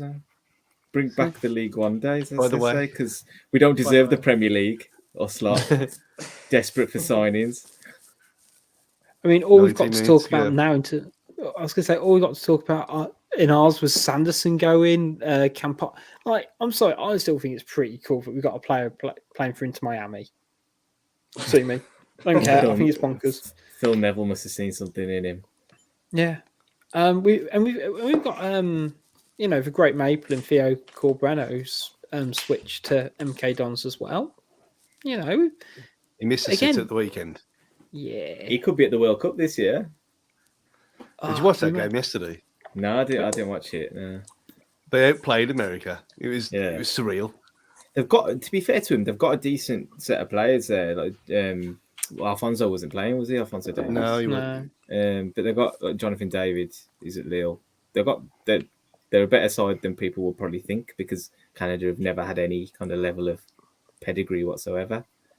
But yeah, are you saying they're having a golden generation? Golden generation. They're going to win the World Cup. There we go. I was going to say all I can think about it. We're talking about Canada, and we're talking about football. We've got to talk about Thomas Radzinski of Fulham and Everton came. I'm literally, and also, they lost their great white hope in Owen Hargreaves. Yeah. He could have played for about 10 different countries, couldn't he? Yeah. We chose to. He was just collecting passports, wasn't he? Yeah. God, Brexit would have ruined that man. The other one, and I've kind of had a bit of a note in my phone about this, but in terms of revolving door transfers around Wolves, the only one we've not talked about was Luke Matheson, who's swapped from playing for Hamilton in Scotland, who's now at Scunthorpe under his old Rochdale boss Keith Hill. Considering the amount of hype around him, I guess when we signed him, is there a bit of a fear about? I don't know. We talked way earlier in the show, didn't we, about how players progress? I'm a bit anxious where his potential ceiling might be. His loan spells aren't. They're not going higher, are they? They seem to be very League One top. I think that's where he'll end up, really. He couldn't hack it in Scotland, could he? Was he at Hamilton? Yeah, he hasn't played since about November. I feel like we got duped by him scoring a goal against Man United for Rochdale, when he was 12 that's years what it old was. or something. Yeah, and that's it. It was one of those. Is he going to fall into that investment cap? Oh well, if it cost $1 million. Probably. But anyone can score a goal against United now, so it's not even an impressive thing to do. Yeah, I don't know. His loans aren't even taking him anywhere. Like you say, he's not going up the leagues with his loans, not proving himself at the level he goes to. I always think fullback's a position where you can get away with a youngster at times. You tend to find fullbacks start their careers a bit younger than other positions because they're probably less responsible. You can talk him through a game and stuff. So if he's not making it at this level at the moment, he's not likely to be a Wolves player, is he? No, he'll never play for Wolves. Never. I mean, to be fair, he is still only 19, but at the same time, there's just not. You can kind of just see the amount of games he's had, and it's just nowhere near high enough for someone who had the pedigree he had. Our long-haired 19-year-old quota is full at the moment. Yeah, Fabio. He's got to get a sleeve tattoo, babe. Is that what you're saying? Matheson's got to come back. Yeah, get in the gym and get a sleeve tattoo. Get in the gym. We've had a question come through from Lukey T. If this was the Fancast transfer deadline day, who would you sell from Fancast? And who would you loan out from a Fancast, and who would get a new deal? I could see Stu going on loan to AFTV. I'm assuming to replace certain people. Stu, we can milk Stu for a few loan deals over the years, couldn't we? Like, loan fee every single time. just keep the consistent income. Keep it coming in. I don't know if that can cover his wages though, because they're pretty substantial. I was about to say something a bit harsh. Should we go for it because it's out of love and I do like him? We'd probably send Jordan to the Anfield wrap. Oh god, he's already gone, hasn't he? It's an inside joke. It's fine. It's fine. I was gonna say before we wrap up, I was gonna say I've tried to have a quick look at any potential transfers that may be coming through late doors. We still got a Aubameyang linked to Barca. I don't know if that's still on the cards. I think he's gone. He was having a medical. Is it gone? Yeah. I was so hoping that was going to be like an Adam Wingy moment. It looked like it was going that way at one point. It's the next step, didn't he, on a family holiday? Yeah, convenient that. That's the next step. Is not just drive down there like Adam Wingy did. Actually get on a flight and just fly over there. And turn up. I like the idea of like the plane like circling over or in a helicopter just hovering above the pitch. It's like deals off. Okay, we're gonna have to go. And move it on that way. Loftus-Cheek's also been signed. Who's been rumoured with a move away from Chelsea. It was to play under Frank Lampard because jobs for the boys and all of that. But again, his career seems to need a kick, doesn't it? And I guess sort of the last one we kind of got pushing through is Ryan Giles as well, who did return from. He did return from his loan spell at Cardiff. He looks all but set to go out to Blackburn. I think it's been one of those where it's been in the pipeline the whole day. Again, he's someone who seems to be. We've talked about Luke Matheson. You compare it to Ryan Giles, who I know is probably a couple of years older, but his loan spells seem to keep pushing him up and up and up. We've sent Sanderson and Giles away for promotion campaigns, haven't we? Yeah, with QPR and Blackburn. I like how they've both been at shit clubs. Yeah. I was gonna say I was struggling to find a way to phrase it. We'll go for cannon fodder of the league, and now that's how it should work, isn't it? Like, Well, I think we were in Sanderson's case, we were quite literally protecting our investment there because if we played at St Andrews any longer, the stadium might have fell on it at some point. St Andrews is. I was saying, Tom, what are your thoughts about Ryan Giles? Do you think he's potentially got a future at Wolves, or again, are we happy just seeing us get a decent return on it? Yeah, I mean, I haven't probably seen enough of him to be fair, but Bruno seems to rate him. If you read all the stuff today, it seems like he does quite like him. I think he insisted that there wasn't an option to buy him because as I say, sees him as a fit. But then again, if you've got Ait-Nouri, is he ever going to because that's his role, isn't it? To be left wing back, if anything. If you've got Ait-Nouri and then Johnny back, is he ever going to compete with those two? Probably not. But from what I see with him, he does look half decent. As assist leader in the Championship, I think. So yeah. I mean, that's impressive, to be fair. You can't now team up with Kiefer Moore. Yeah. Talking of left backs, the Sky Sports breaking news is that Newcastle have signed Dan Burn. Jesus Christ. Yeah. That's the thing. I mean, there's all this stuff about our transfer window, but then bloody, Newcastle, all their money they've got, they've bloody ended up signing Dan Burn to solve the centre half crisis, and Chris Wood to sign, for centre forward. So, just because you got the money. Deals to be done. I think with Giles, though, I can see Marcel potentially having his contract run down, and then him coming in as a reserve option maybe in the squad next season. That feels like a natural kind of progression for him. If like we say, Bruno likes him, and I was going to say, and there's the thing that we don't really want to talk about, that Johnny might be quite shit when he comes back. He's been out for so long. Both legs are knackered. You don't always come back from that kind of thing. And with Marcel's age, he might just be a natural backup to Ait-Nouri. And look, I always like to remind people of this. Johnny isn't that great going forward, and he's not a natural left-sided player either. So you need a player out there in many games where if we're dominating the ball, you're going to get crosses in. And Giles, by the sounds of it, is going to offer that little bit of quality out there as well.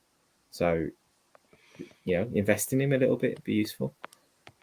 Yeah, I think he ticks all the boxes to be that.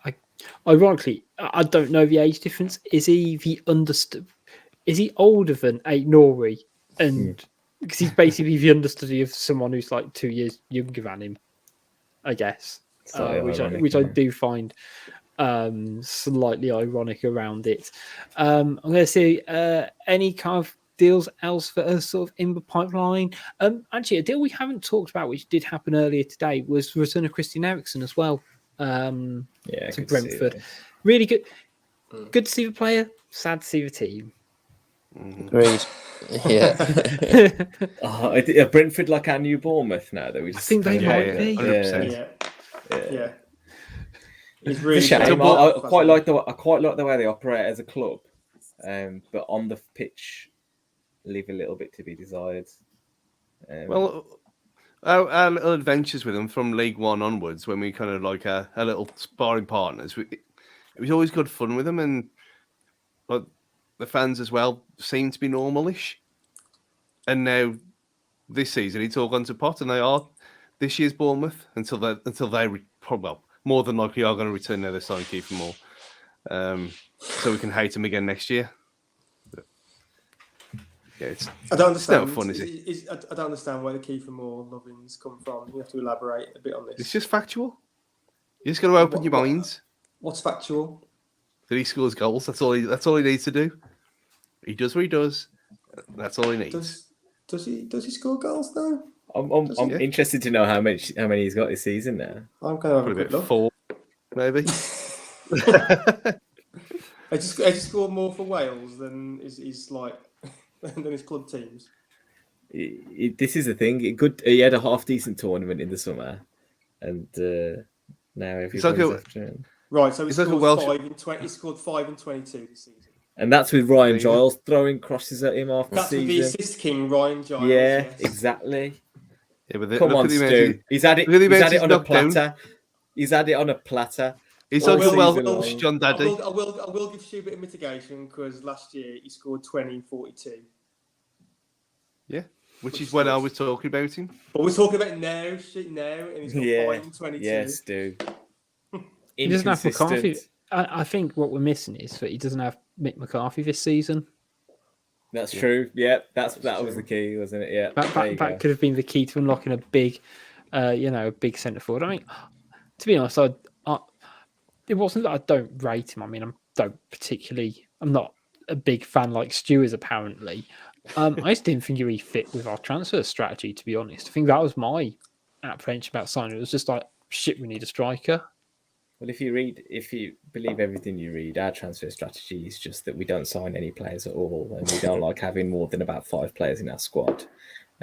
So bringing anybody in would be against our transfer strategy, ultimately, wouldn't it? I mean, we've got about 8 minutes until the window closes, so we're going to stay. We're going to stay live. We're going to stay on air because we can break it. The one which get a countdown clock on. You have to use Sky Sports terminology. The window doesn't close; it slams shut. Oh, sorry, it slams shut. Todd Cantwell going on loan to Bournemouth. It really is Stu's body double that's commenting now, isn't it? He's on the Kiefer Moore propaganda here. No propaganda, it's facts. I mean, as we said at the start of the show, Stu is dressed like a cosplay hacker. And maybe Greg Lockfit is just his alter ego. We don't know. I mean, I have never seen Stu topless, so we can do that. We can sort that out if you want. Fancast after dark, isn't it? It's past the water. Exactly. I've seen you in a vest. Tom's sitting there awkwardly, like. Should I still be here? Yeah. I'm really trying hard to drag it back to football, Tom. No, that vest pictures was when I looked like Vin Diesel though, so that was different. The question is, Stu, would you rather have Kiefer Moore or the Chilean Stoke, the Chilean Stokey? Well, Kiefer Moore could just put Diaz on the end of his name, and then there's problem solved. Kiefer Moore Diaz. That's 20 goals a season right there. To be fair, that's the way it looks. Apparently, there was a tweet going around the Barca were after him as well. Ben Amazing. What a story that is, man. What a story. He scored for Chile the other day again as well, eh? Yeah. Unbelievable. Unreal. But yeah, Todd Cantwell going to Bournemouth. It was someone who felt like he was like really highly rated and seems to have, well, I guess Dean Smith doesn't really take a rating to him. He just wants to play more games. Weren't Villa linked to him when Smith was in charge? That was the weird one that I thought. I'm sure I saw a link to him when Smith was at Villa, so he clearly rates him, but now obviously not. It's just a bizarre one for me, that. I don't think he was ever what he was cracked up to be. He had a few good games that Premier League season. I think Liverpool were looking at him at one point, but I mean, Was it English as well? yeah. English English tax classic. Someone on Twitter gave him, I don't know if this is a compliment or not, but someone called him semi-skimmed Jack Grealish. That was probably me. Tom Cadwell, but not even close, is it? Let's say my question, which should hopefully potentially round out the rest of this show, is what do you reckon Jeff Shee's done this evening? Like, Probably bought laughed some at more us probably on Twitter. Yeah. Bought some Grasshoppers merchandise. He has got a Twitter account, so he probably genuinely just like going through the timeline, just like laughing at all of us, laughing at all the people who he probably laughed at us all January. All the people wanting on a serious note, some people do need to wind their necks in a little bit about the way they talk about the club on social media. Genuinely, Stu, I'm to be fair, I'm not actually talking about you here. There are a lot of people out there that have posted some absolute drivel about how, Scott Sellers and Jeff Shee need to hand in their freaking resignations at the end of the deadline if nobody comes in, and a load of absolute bollocks. And it drives me mad that there's this insistence that we have to make signings or we're not going anywhere with the club as a result. And it baffles me that people can't see that we're progressing. We're a better team than we were last season. We're looking much more comfortable than we were. I think we're a more complete team than we were under Nuno at any point, really. We look so comfortable, and it's worth just holding off for 6 months. Like just enjoy the next 6 months, regardless of where we finish. We're going to be all right. Yeah, but then what happens in 6 months' time? We don't sign anyone then either. So just like I said, enjoy the 6 months though. That's exactly what I said in August. I said we wouldn't sign anyone in August and we wouldn't sign anyone in January, and that's what's happened. That's why people are pissed off. They just said the fact of, we don't sign anyone or we need to spend millions and millions of pounds. It's because we're in a brilliant position with a team that are going places and are better equipped and more organised, like you just said. And it looks like a massive opportunity wasted if it all goes tits up for a few injuries, which could have been kind of prevented by having some backup. That's all it is. If it doesn't happen, then happy days. Nobody's going to come and sit on the bench at Wolves. They're just not going to do it. But they don't have to, do they? If someone comes in and they can rotate with Moutinho, who's 36 years old, then he's only going to kick up a fuss, is he? Hey, you see more games than I do. Is Moutinho struggling?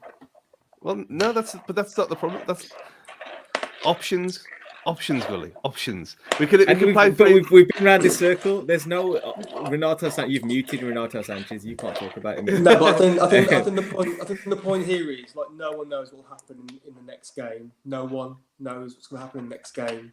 So if there's a bad injury or red card that puts someone out for 3 games, that exacerbates the situation. I think that's just in balance. I'm just saying. I honestly think if we'd have had a game this weekend, played well, won the game, we'd actually be quite content. I honestly think that. I honestly think that. Everything happens in a vacuum at Wolves. All the social media goes tits up on international weekends when we ain't got a game. Everybody loses their minds. I'm telling you, it's absolutely 100%. You can. It's like clockwork. Watch the next international break. There'll be another Wolves social media storm during that time. Like it just happens. It's just Chernobyl Wolves is always in the background. Chernobyl Wolves is waiting. Yeah. And they start the nuclear reactors up on international weekends. Question from Dan the man who's doing a fantastic job of doing the production side of the show tonight, ladies and gents. Does Matt Target look like Doug Funny? And the answer is, I'm going to go for yes. I think so. Yeah, it's the nose, isn't it? It's the nose rather than the hair. I saw that picture of him earlier on Sky Sports when getting out the van at Newcastle. It looked like Joe Lycett, that comedian. Joe Lycett when he was getting out the van. I think, ladies and gentlemen, the transfer window is literally shutting. I feel like the doors are kind of... Think Indiana Jones, and it's just going down, and, walls aren't going back for a hat because the window is shut. Cue noise. We'll go for... we've rounded it off throughout the last 2 hours, guys. We don't know what the future's going to hold. We'll just be prisoners of the moment because it's always fun to be that, especially Stu. But you know what? We're going to end the show there, guys. Thank you very much for listening. Oh, wait, Rich. Sorry, Rich. I'm hearing that we didn't get the paperwork in time for insert player name. Anybody? Yeah. We tried. We tried. They tried. They couldn't get they wouldn't budge on price. What's your best transfer window excuse now? Go on, lads. Far away. I always like a visa/work permit issue. That's always a fax machine. Have some creative license. Yeah. Dial tone on the fax machine was off. Wasn't that was that David De Gea when he was meant to go to Madrid? That was what they said. Didn't have fuel in a car to park outside the stadium as well. And I've gone to it twice now. Yeah. But it's just classic. I'm sorry. He literally waited outside to... Can you imagine doing that in any other... I mean, it's bonkers in football. Doing it in any other form of life. Obviously. They're going to be so disappointed even if you tried. Yeah. Right. I'm going to end the show there, guys, because it's 11 o'clock and... People are demanding smut. Yeah, it's time to go encrypted now. It is frankly getting dark in the YouTube comments, and not for the first time. About going encrypted. Remember when we had the ITV digital days, and you had the everyone had that gold card. They just reminded me there with the 2-minute free view. If you changed your actual normal gold digital card? ITV card, you could get these gold because you had a viewing card, didn't you, back then? Yeah. So at the 2-minute free view, if you took your ITV card out and it had this dodgy gold card from one of the guys down the butchers, it stayed on. So TVX, the fantasy channel, stayed on all night long. And so I used to record it on video and sell it at school the next day. So you were a smut peddler. Yeah. Is that what we're going? Yeah. True to form. Go on, Adam. I was going to say, a mate of mine, he had TVX on, and it just managed to work the entire night. So we got the VHS out, put it in, videotaped about 4 hours worth of it. Yeah, it lasted a while. Stu, if the people do want a bit of smut, you flash them a bit of baldness on top of you. That's a bit of nudity that can kind of like satisfy themselves with, don't they? It's not that bald though. It's just like the hood's off, guys. That's about as naked as we're gonna get on this one. It's like seeing Anakin when he's all burnt up, in episode 3. That's the only helmet you're seeing tonight, viewers. Right, third time lucky. I'm going to try and end the show now, guys. So Tom, feel free to interrupt. Tom, feel free to interrupt. I want to carry on. Just got good. I was going to say, right, we're going to stop this recording and we're going to go to a new one after dark. Not safe for work, 18 plus, ladies and gents. So thanks to everyone who's put up with us for the last couple of hours. I hope you found it interesting. We will be back to preview the Norwich game in the Cup later in the week. Make sure you keep up to date with all things Wolves on our socials. It's at Wolves Fancast on Twitter, Facebook, and Instagram. Big thanks as always to our sponsors, Pixel Yeti Media, and also shout out to the 90 Min Football Family Network. Until next time, it's goodbye from Pricey. Adios. It's goodbye from Gully. See you later, guys. See you in Europe. It's goodbye from Tom. See you guys. And it's goodbye from Stu. Bring back 2-minute previews. See you next time, everybody.